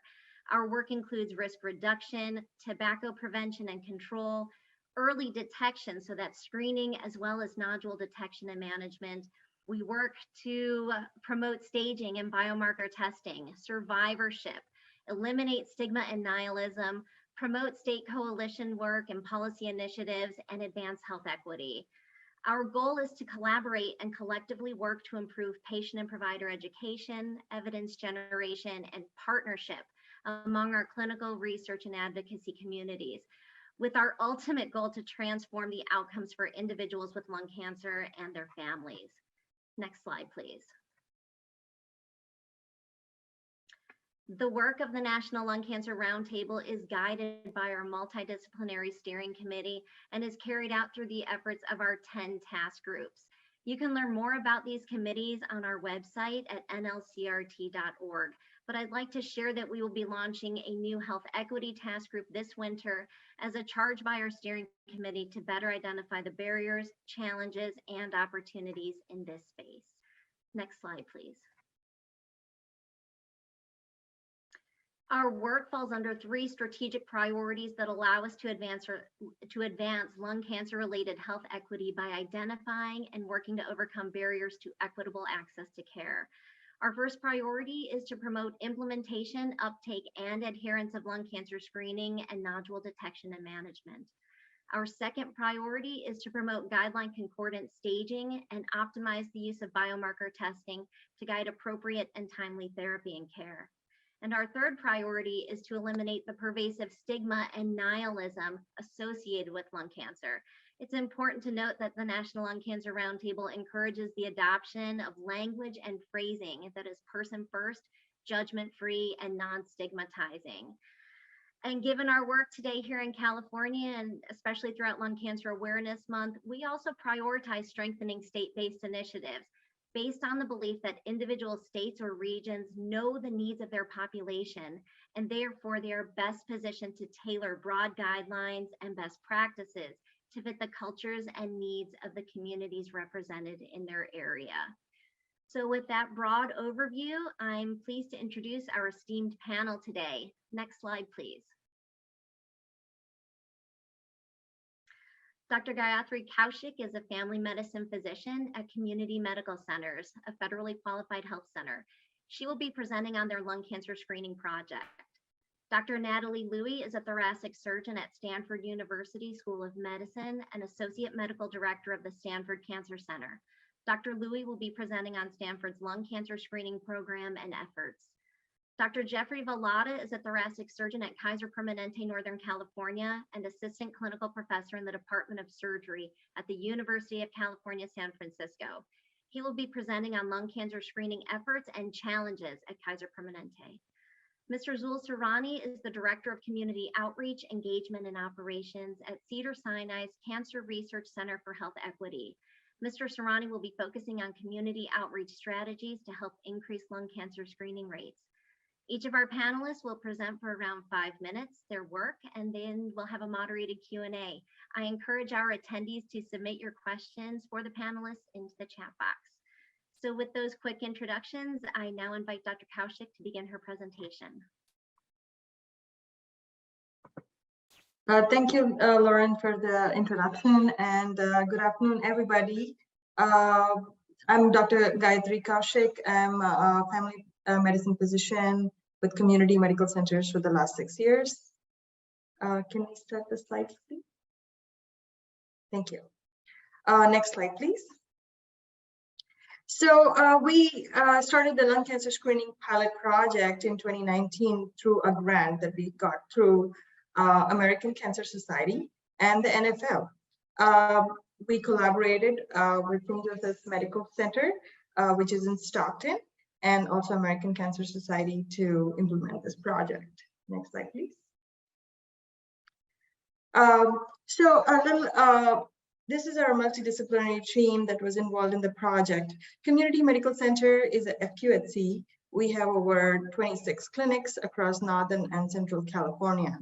And our majority of the patient population include the Medi-Cal, Medicare, and uninsured patients. St. Joseph's Medical Center is a regional hospital in Stockton. They have comprehensive cancer services, and they went live with their lung cancer program in 2016. Next slide, please. So let me walk you through the process through which we kind of implemented this project. We started out with having monthly meetings, and we developed a test of change, which we started implementing in 2020. I'm going to walk you through the rest of the slides as then we move forward. Next slide, please. This was the first test of change that we implemented in January 2020 in a few of our sites, and then we took it to the rest of the community medical centers. We already had a smoking history intake page under our history tab. We educated our staff to start taking the history accurately, and once the history kind of showed that the patient qualified, we would use this order form to send it over to St. Joseph's Medical Center, which the radiology department would contact the patient and go from there. A couple of things that we added was we added the lung cancer screening to be discussed at our daily huddles using our program called Relevant. We also came up with a letter that we can send out to the patients if the test results were normal. We encouraged our providers to use the NCCN guidelines if the test results were abnormal. And then the St. Joseph's Medical Centers would also help us to provide reminders for those annual follow-ups or 6-month follow-up or 3-month follow-up. Next slide, please. This is just a snapshot of the smoking calculator that we have on our next gen. That's the EHR we use. Next slide, please. Some of the big EHR changes that we made was in coordination with our IT team that really helped us increase our numbers. We set a criteria from 55 to 77 just because of the coverage issues. And at that time, the accurate history calculator 30 years or more. So once the criteria was met on intake of the smoking history, a pop-up alert would be prompted for the user. And the medical assistants typically would send that alert over to the provider to order the CT scan order. And we also added a separate CT scan chest without contrast, low dose, so that the providers would find it easy to just go ahead and order the test once they had a discussion with the patient. Next slide, please. So as you can see, the baseline data, we had very low numbers to start out with. We only had 2 referrals that were made out of the big population that we had that was less than 1%. Next slide, please. Then And that less than 1% kind of, it reflects upon the California average that was there. Our goal was to increase more than 10% in the first year, which we did for more than 11%. And as you can see, we went all the way to 24% and counting for the year 2022. This also gives a great platform for providing the smoking cessation counseling. And we just monitored the increasing numbers for the cessation counseling that we could provide to patients. Next slide, please. This is the summary of the lung RADS distribution for all the CT scans that we did for the year 2020. Next slide, please. 2021, and next slide, please. And year 2022. Next slide, please. These are some of the strengths that we started out with when we started the project. I'm not going to go through all of them for the sake of time, which I've already discussed a few before. Next slide, please. So the most important thing is to educate and create that awareness across the clinic. We sent out emails to the providers about the CME or the updates. We provided all the clinical updates through the provider meetings that we had quarterly. Our chief nursing officers provided the education to all the staff through the meetings. And as and when USPSTF guidelines were updated, we provided that updates to the providers and also made the necessary changes to the criteria in our EHR to increase those numbers. Next slide, please. Some of the challenges that we faced, apart from the ones that we already heard from our previous speakers, the smoking history, it's always variable, it's inaccurate, it's incomplete. Patients may not be able to provide the same history every time. And of course, this started during the COVID pandemic times, and with televisits, it was not easy to capture the data or provide those handoffs to the health educators. And given the patient population that we have and the homeless, we also brainstormed ideas how to capture those patients and provide them the screening. Next slide, please. The future plan is to still continue to refine the process and make the lung cancer screening as the usual standard of care, just like any other preventive tests. Next slide, please. To summarize, what really worked for us was to have those periodic meetings to refine, to come up with the process, educate the providers, the staff, include our nurses, work with our data analysts to kind of define the goals, monitor the data, and monitor the progress and how to increase those numbers. I'm very happy to share this platform to share each other's work and get each other's feedback so that we can increase our numbers and save more lives. Thank you for giving me this opportunity to share our work. Thank you.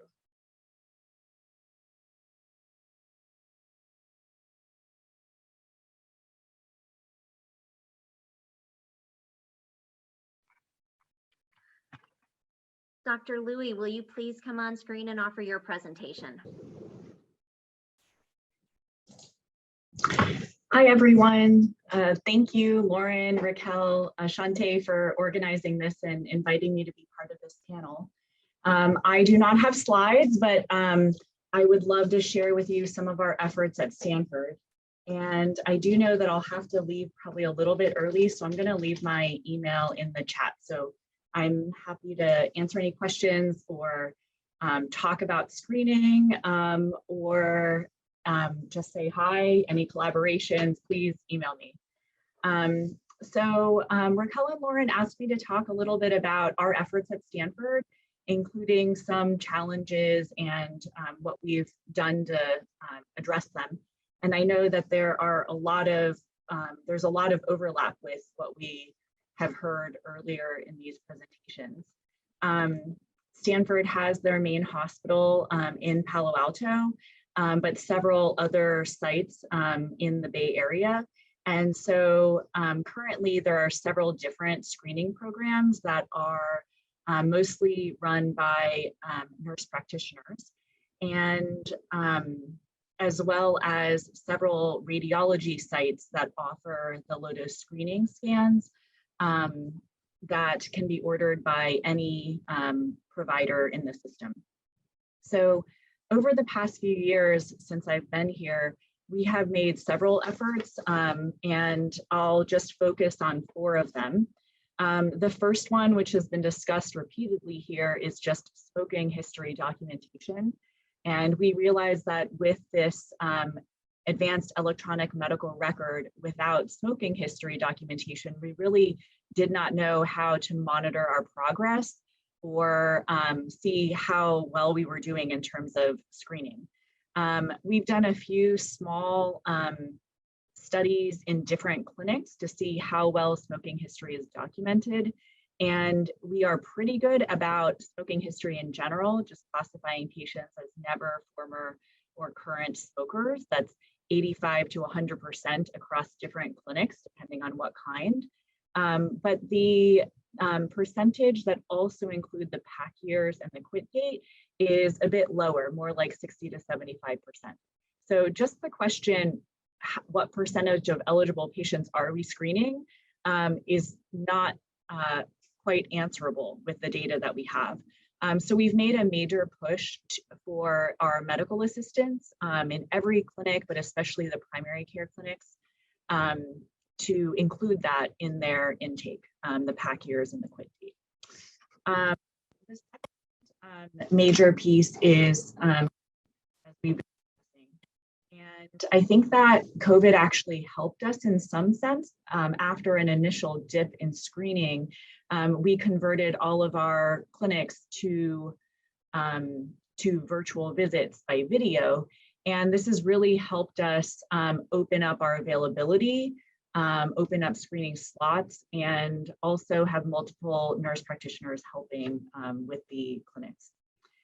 We have done several small pilot studies to try to figure out other ways that we can increase screening. So we did one study where we surveyed people coming in through our emergency room to see what percentage of them might be eligible and whether those patients would be open to learning about screening at that time.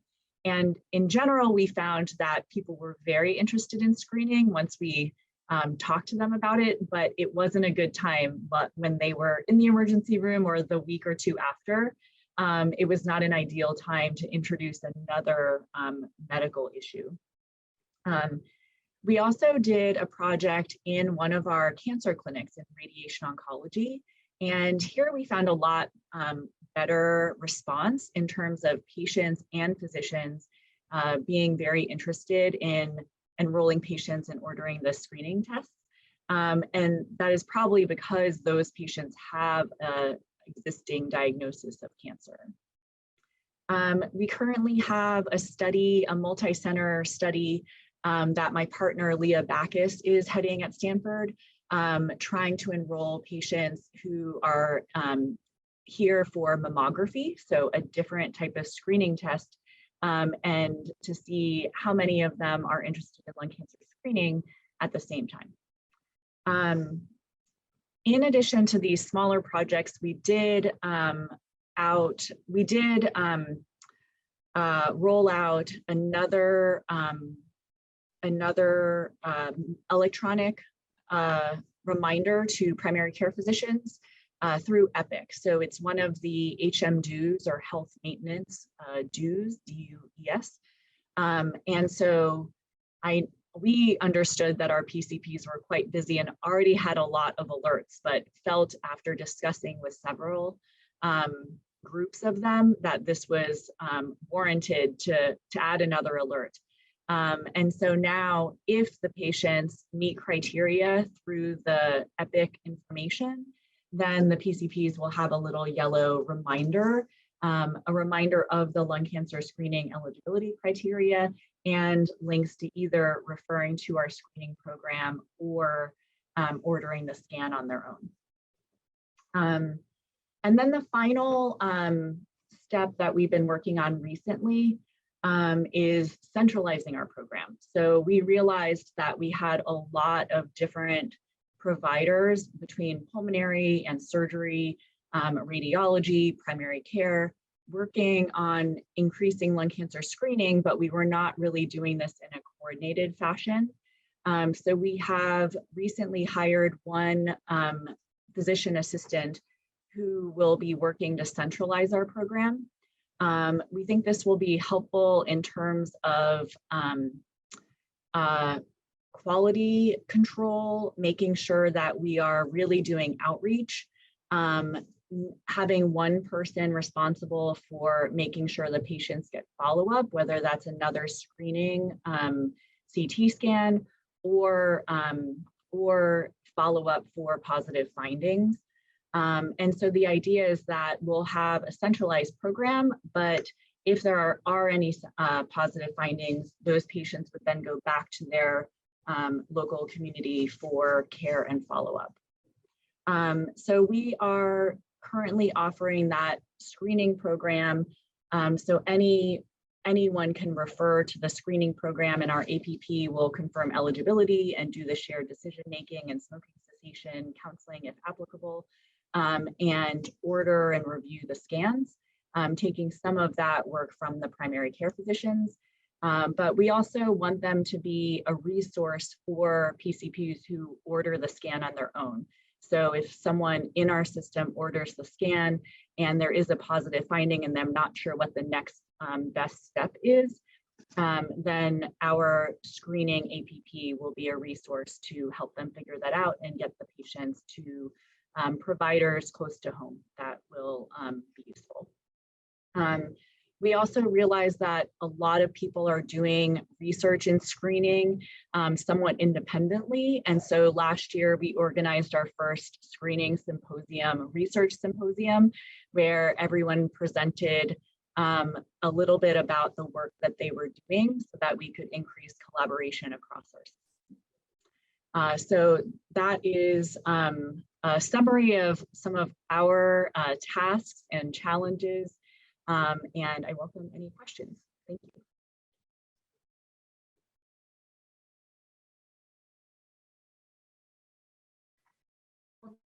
Thank you, Dr. Louie, and I now welcome Dr. Vallada to begin his presentation. Yeah, thank you, Lauren, Raquel, and everybody at the ACS. Do you have slides? I think I do have slides. Do you guys have slides? Okay. Okay, next slide, please. All right, so just a little bit to start. We'll talk a little bit about Kaiser Permanente in Northern California, our lung cancer screening program. What's the current state of our program that we're in, as much as I can kind of divulge some of the challenges and potential solutions that I see, but you'll see a lot of similarities between a lot of the panelists and a lot of the speakers that we've heard. So hopefully through collaborations and just understanding that we can further on and improve a lot of the lung cancer screening that we're talking about here. Next slide, please.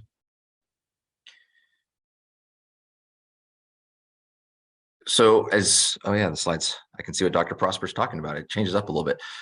So sorry about the typos or whatever, but so Kaiser Permanente is obviously a nationwide organization. We are talking here in California, so many Californians know this, but for those that you don't, one of the big things that I think focused for us as an organization on lung cancer that hopefully we'd start to take it more seriously is that in August of 2021, we finally formed, and you heard this from earlier speakers, a KP National Lung Cancer Coalition.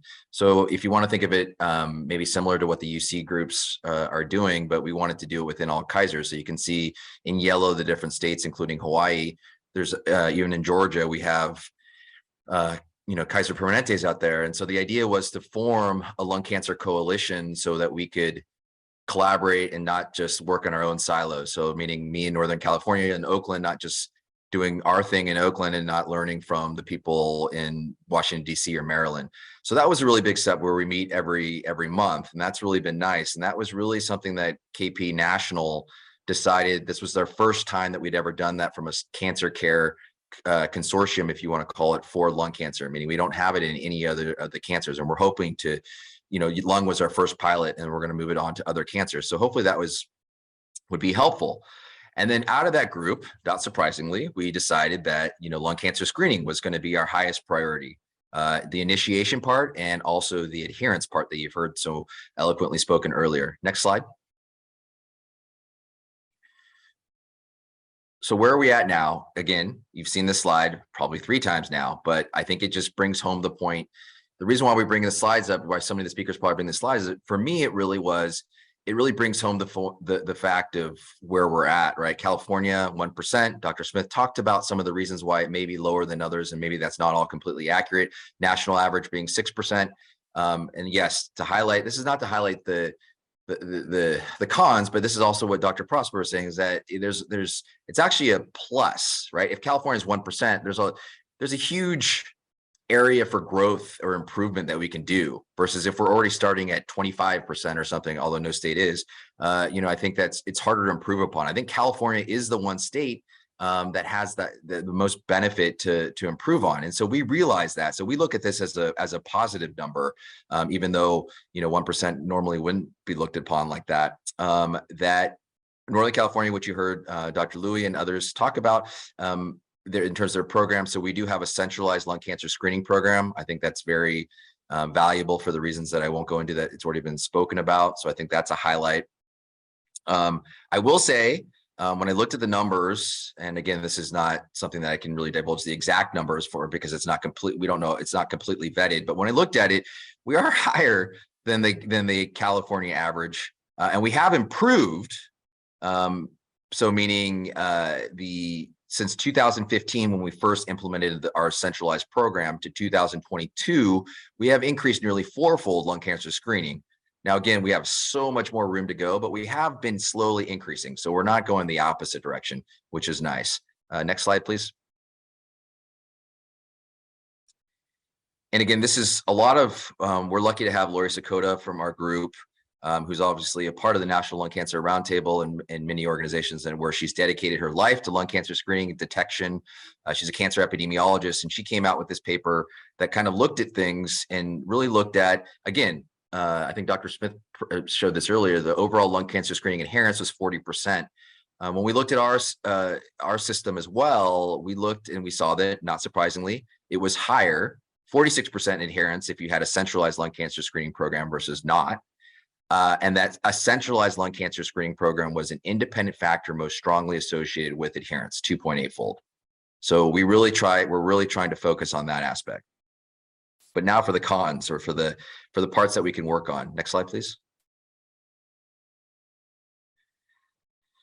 So again, what we found internally for our challenges, and I've actually gone through some of these with patients, and I've actually gone through the class.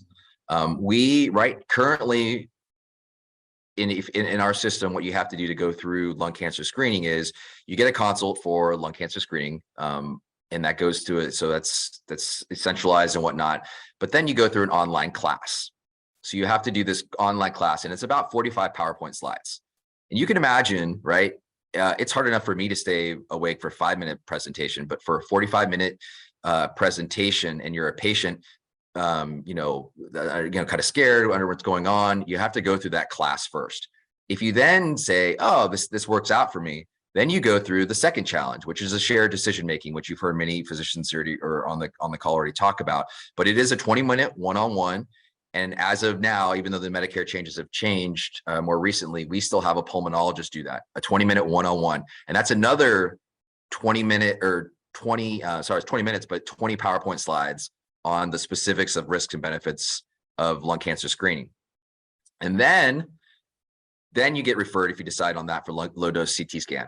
So what's the other challenges? So we all use Epic, just like majority of people do. We do not have a current care prompt for lung cancer screening, where we do for hepatitis, HIV, we do for breast cancer screening, we do for colorectal cancer screening. We do not have it for lung cancer screening. So the primary care doc is not, it doesn't come up as a prompt for them. So there's a lot of issues with that, but I won't go into the details of that. Our staffing resources in radiology are tremendous. We don't have a lot of the staffing or resources. So say we do increase a bunch of CT scans, right now. We don't necessarily have the staffing that would say, oh yeah, let's bring that on. So there's a lot of push and shove, pull and push when it comes to increasing lung cancer screening. And then what you really heard from Dr. Smith again, hopefully this will change soon, but lung cancer screening quality and results are not mandated by a lot of the main quality assurance companies that programs and CMS that Kaiser really that we consider our bread and butter on. We're, you know, 5-star program, all that type of stuff. Well, if we're not reporting that, or if Kaiser Permanente, we don't have to report that, you can imagine it's going to be hard for us champions on the feet on the ground to try to get higher ups to really buy into increasing lung cancer screening. So there's that, but hopefully that'll change soon, as you've seen in the schematics. But that is the other challenge. And I think next slide. So sorry, last minute, I have a couple of minutes. So potential solutions, right? The good part, to end on a good note, last slide. So basically, a lay navigator run the lung cancer screening program, meaning less class time involved, less MD involvement. We think that that's going to be valuable. We have 2 grants that are looking at that right now currently to see if there's an increase in uptake and a decrease in physician time, meaning increasing physician efficiency. So we're hoping that's going to be helpful. I think the multidisciplinary approach is important. I think it's very relevant. Obviously, pulmonology and radiology are key. They are paramount to lung cancer screening. But adding in other specialties like myself and Natalie, like thoracic surgeons being involved, and then obviously having the primary care approach who we spoke to earlier, I think everybody, there's multiple specialties that have to be involved, and that's what we're trying to do. A multidisciplinary approach, meaning it's not just the pulmonologist that has to deal with this, or not just the radiologist that has to deal with this. So we're hoping that that will help. Getting the primary care provider on board is huge. We've been doing some communication, education initiatives and whatnot, but ultimately, one of the things that I think would be helpful is, should we incentivize somehow, maybe not numerically or monetarily, but somehow incentive for quality metrics, incentivizing those primary care providers that may refer more of their patients that are eligible to lung cancer screening. These are just some of the things that we've thrown out there. Obviously, more research and analysis of our data, like how well are we doing currently, and how can we improve. And then again, you heard that earlier with the 3rd initiative that Lauren was talking about the stigma. And I even learned this at the last meeting that I was at in a meeting 2 weeks ago, about even how I ask about smoking is probably not the best way to do it. I don't necessarily say, are you a smoker? But I don't do it in a way that may be beneficial, such as, have you smoked a cigarette in the past 30 days, or a little bit less stigmatizing tone. So there's a lot that I have to learn too as a clinician. And next slide. I think that's it.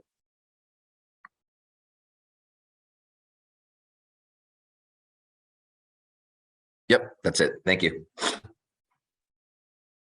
Thank you, Dr. Vallada. And now I welcome Mr. Serrani to come on screen and share his presentation. Thank you so much, Lauren. And I want to thank the planning committee, Raquel, Shante, and others for giving me the opportunity today. I will be talking about a more community-based effort around lung cancer awareness and screening. Next slide.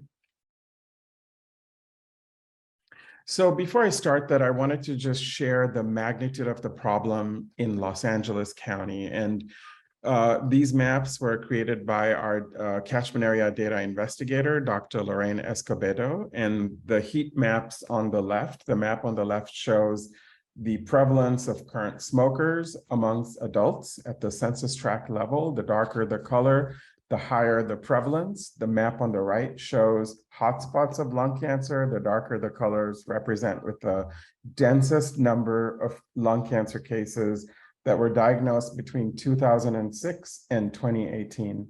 And really what we see here are neighborhoods that we all know, South Los Angeles, East Hollywood, Koreatown, and Antelope Valley, among others that light up in Los Angeles County. And so, you know, what we're seeing here are people who are eligible for screening, but are unengaged and possibly have barriers to access. And all of this contributes to the low uptake in Los Angeles and in California. Next slide.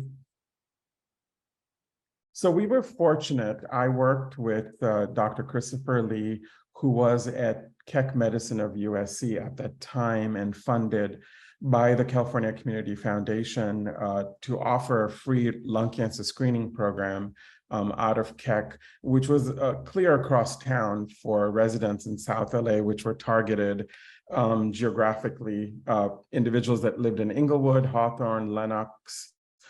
Most of South LA were targeted for this. And another component of this program was to establish smoking cessation clinics in South LA because we discovered there were none. And while people were referring individuals to the California Smokers Helpline, we quickly realized that community members needed more help. And I was leading the community outreach, education, and civic engagement component of this entire program. And I'll talk about it a little bit more after I share some of the results of what happened with our initial partnership with several clinics. Next slide, please.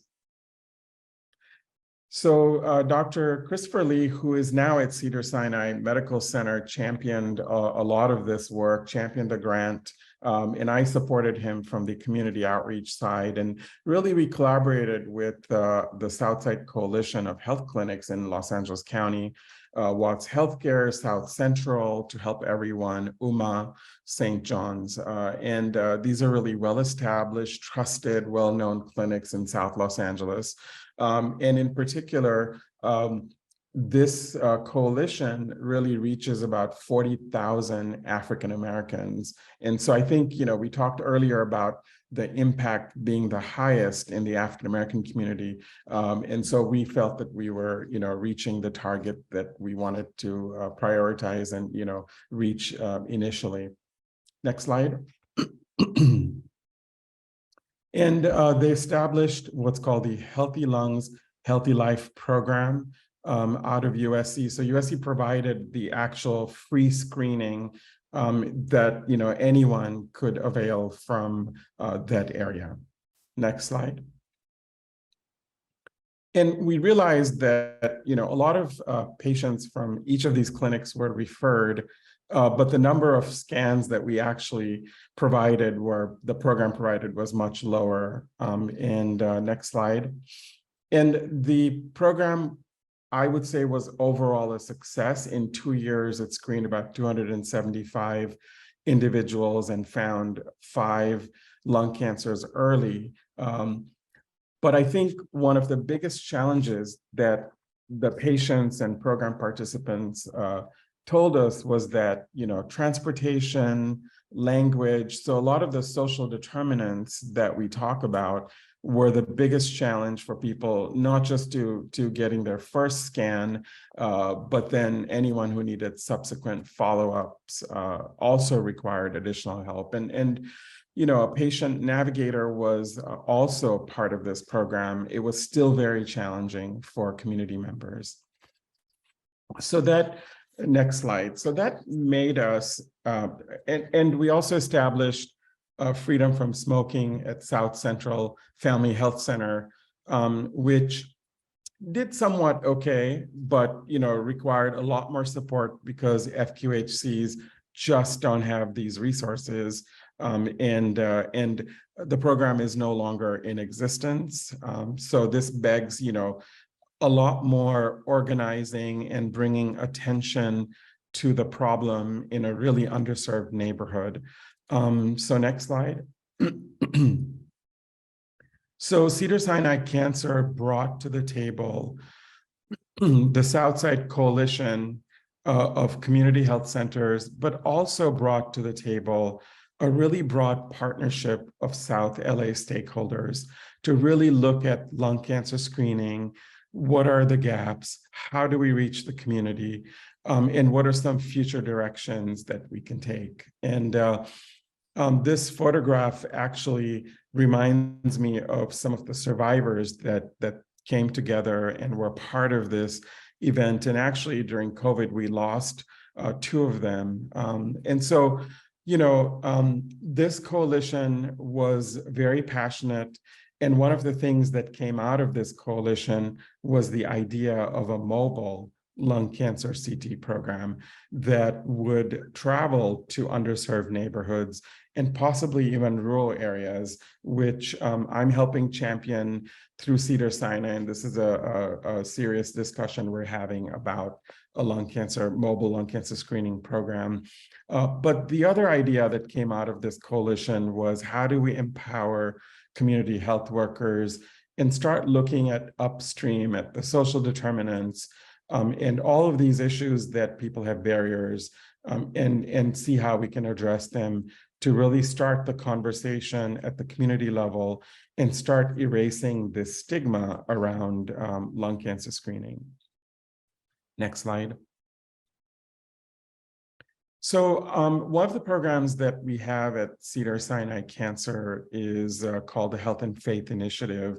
It is very well established and really run by our multilingual staff that represents the community, and currently targeting Korean, Latinx, Filipino churches, and soon we're going to be adding African American churches. And it's really based on an evidence-based model, which proves effective in terms of cancer screening for many cancers. And we incorporated lung cancer into this effort. And the program was very successful in terms of people participating in screening and education. But we also, an interesting outcome that came out of this was we were able to train navigators in many different communities. So in the Korean community, we trained, I believe the first cohort was 15 navigators. And in the Latinx community, it was a little bit more than that, about 30. But we also collected baseline assessments and truly understood, cancer screening rates in these different communities. That has led to other efforts. Next slide. So, for example, our training curriculum for navigators. And so it led to this program called Faith in Action, which is currently being research tested in Korean churches. And as a result of this, we have developed a comprehensive curriculum that was based on another curriculum that existed developed originally for the American Indian community. We have adapted it for the Latinx and the Korean community, and really talks about cancer comprehensively, including navigation, risk factors, screening and barriers, and supporting community members that are interested in getting screened. And so while we're research testing this in the Korean community, it's had a huge impact in other communities. Next slide. So I want to end, we don't have all the results yet, but I want to end by saying that as we came out of the pandemic, it was very exciting to launch our Korean Navigators program through 16 churches, led by our community outreach coordinator, Dong-Hee Kim. Having 50 individuals from churches come together to really talk about screening and barriers. We had navigators at the table. We had pastors' wives, community leaders. And so we want to further develop this program in alignment with our mobile that we are considering to really create a local movement around lung cancer in the community, and really targeting, going back to the original maps, targeting geographic areas that are high need, where there's higher smoking rates and higher incidence of lung cancer. But really, the message begins in the neighborhood. We want to start the conversation first and really start erasing the stigma around screening. So next slide. So yeah, thank you. And we're happy to collaborate in Los Angeles County to really train even more navigators in different communities.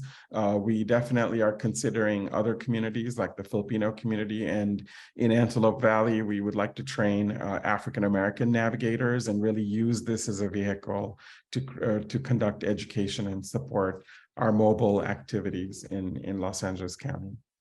Thank you. All right, thank you so much, Zool. And for those of you who don't know, Zool is the chair of CDOC. So just a little interesting fact there. He's a strong collaborator with us. So we've made the difficult decision to remove the breakout room portion of our agenda so that we can have adequate time for our panel discussion and to wrap up our program on time. I do want to note that we will still very much want to hear from all of you on what you and your organizations are doing and what your ideas are for driving this work forward in our state. So we will be collecting that through an interest survey at the end. So please stay tuned for that. But for now, I'm going to turn it back over to Lauren to conclude our panel. Thank you. Thank you, Shantae. I'd like to thank Dr. Kaushik, Dr. Louie, Dr. Vallada, and Mr. Serrani for your thoughtful and impactful presentations. And I invite you to come on screen for a moment so I can ask each of you a question in this brief Q&A, and also let you know that our colleague, Dr. Louie, had to depart and head back to clinic.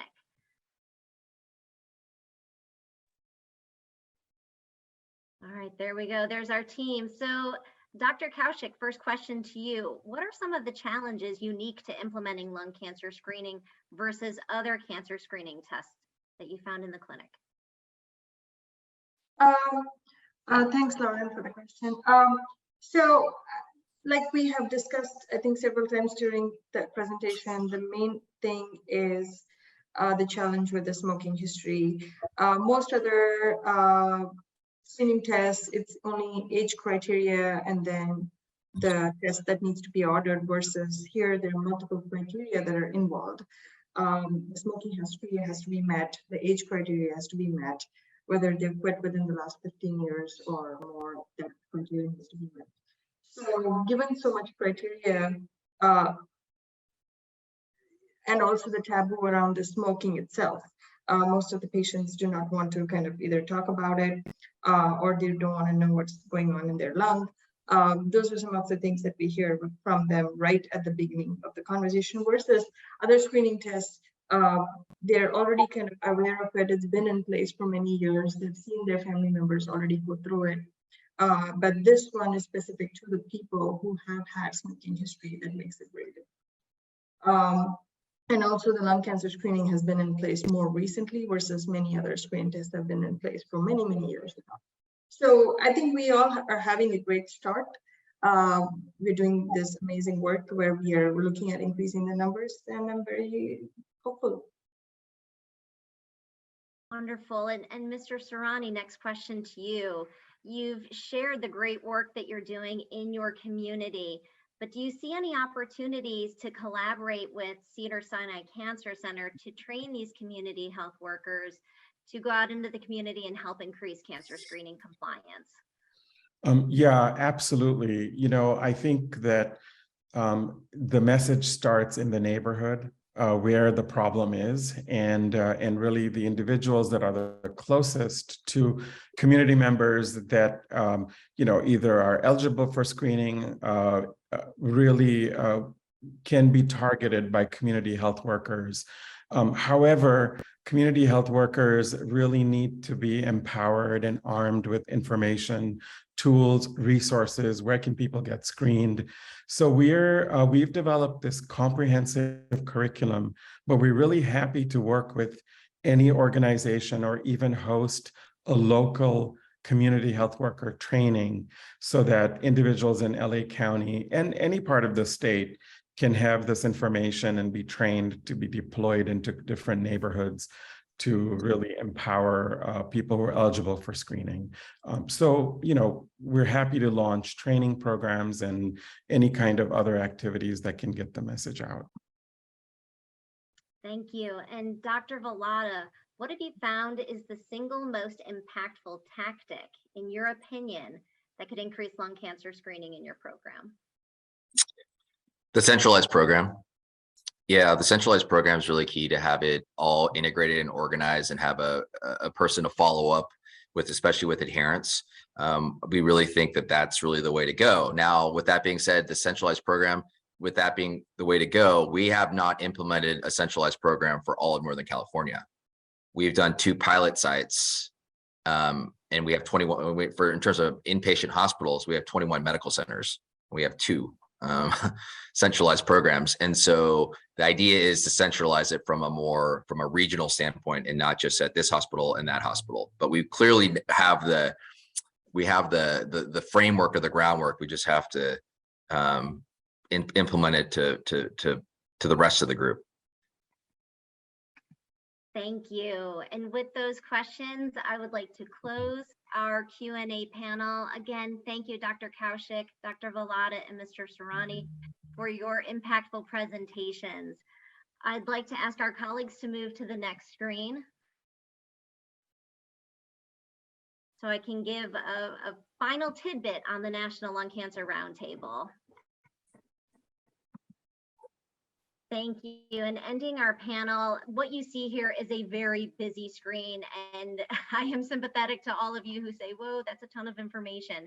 But also, when you receive these materials, you'll be able to play around with this dynamic slide. It has links, whether it's to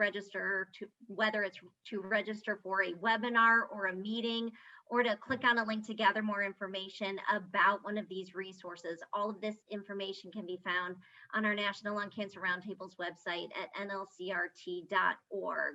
I will highlight a few of these things real quickly. In the upper left-hand corner, you see our Plural Space Conversations in Cancer podcast series. In July, we launched our webinar series, Lung Cancer Screening 201, Accelerating Uptake and Adherence. And this series highlights established screening programs and showcases the methods and metrics that health centers can use to improve their screening rates. Our complimentary podcast series, The Plural Space Conversations in Lung Cancer, will kick off later this month during Lung Cancer Awareness Month. Lung Plan is our free return on investment software program that models implementation costs and outcomes to demonstrate the downstream value of building or strengthening lung cancer early detection programs in various healthcare settings. Our state-based initiative planning guide and web-based tool was created to assist in developing a comprehensive state-level coalition and a strategy to advance lung cancer priorities. We just hosted on Monday a webinar launch, and the replay will be available on the National Lung Cancer Roundtable website very soon.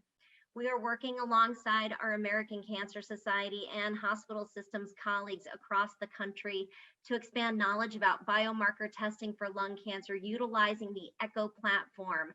And we recently launched our expansion into 8 new states. Our aim is to democratize knowledge in comprehensive biomarker testing among the participating community cancer centers, as well as to facilitate state-level activity to mitigate barriers to improve biomarker testing. Our goal over the next few years is to launch this ECHO initiative in all 50 states.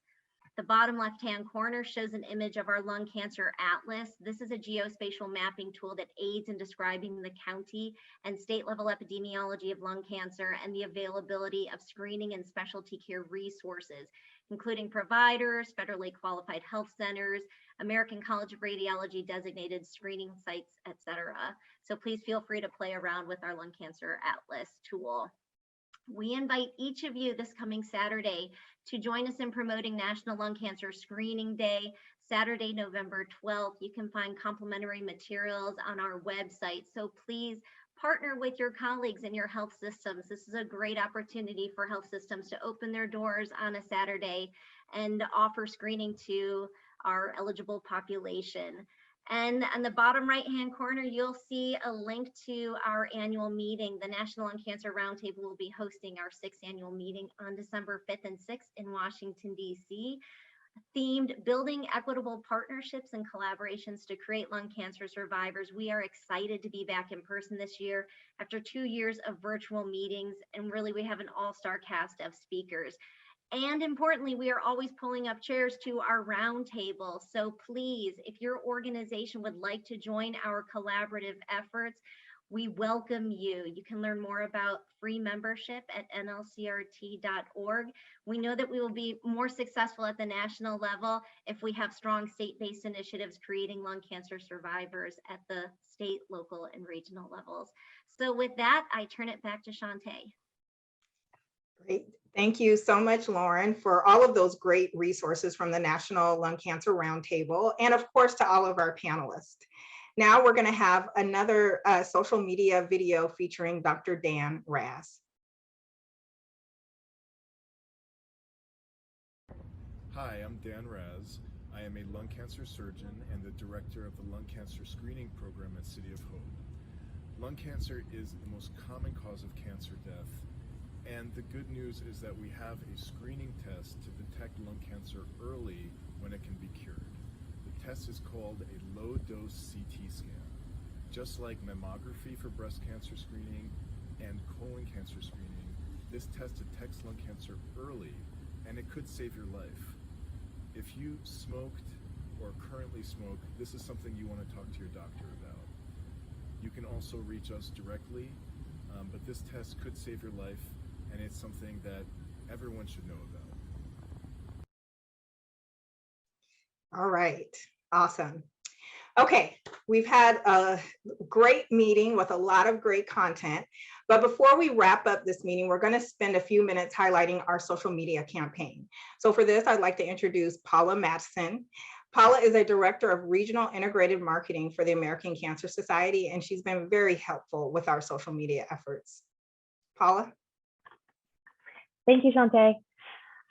Yeah, so I will try to go through this super quickly. We can go right to the next slide. So this is essentially going to be our toolkit for specifically California, and we wanted to make it available to you all. So we can go ahead into the next slide. So let's get down to it. How do you access the toolkit? The toolkit can be accessed via this link. It is live, so if you did want to kind of pop open a new window and just check it out, you'll see exactly the same thing that's on this screen right here. And the big takeaways are we've made available all of the cool videos that you've seen during this presentation, along with some image posts that I'll go over on the next slide. But we made them available so you all can download them and use them on your own social media accounts at your organization, or perhaps even just your personal accounts. And so really, the main takeaways, assets are on the bottom, kind of by person. And then this wonderful button circled in red is a full-blown toolkit. So within that toolkit, we've put some recommended talking points as well as some captions for the posts, because I know that that's really hard. You know, images and assets are great, but sometimes we all get stuck on the text. So we wanted to make all of this available to you all to post on your respective organizations' social medias. So I will go ahead and kind of walk through what the assets are. So next slide. So like I said, you saw some of the videos, but we solicited specifically in California 4 different people, which I think Natalie Louie was one of them, who spoke during this presentation, but really a breadth of people to speak to their experience with lung cancer, as well as the importance to get screened. So this is just kind of a preview of what you all can find. These are the image assets. And again, you all saw the video assets. And so the next one, please. And then there are 2 general ones that we had from our national team that we decided to include in this as well. That one is a video, one is a static post, also available on the toolkit. And so really that's the main kind of thing. And I do want to highlight that this was all kind of brought together in coordination with ACS and CDOC. We worked together to develop these assets, and also we are planning to put some ad budget behind it because of the funding that we received.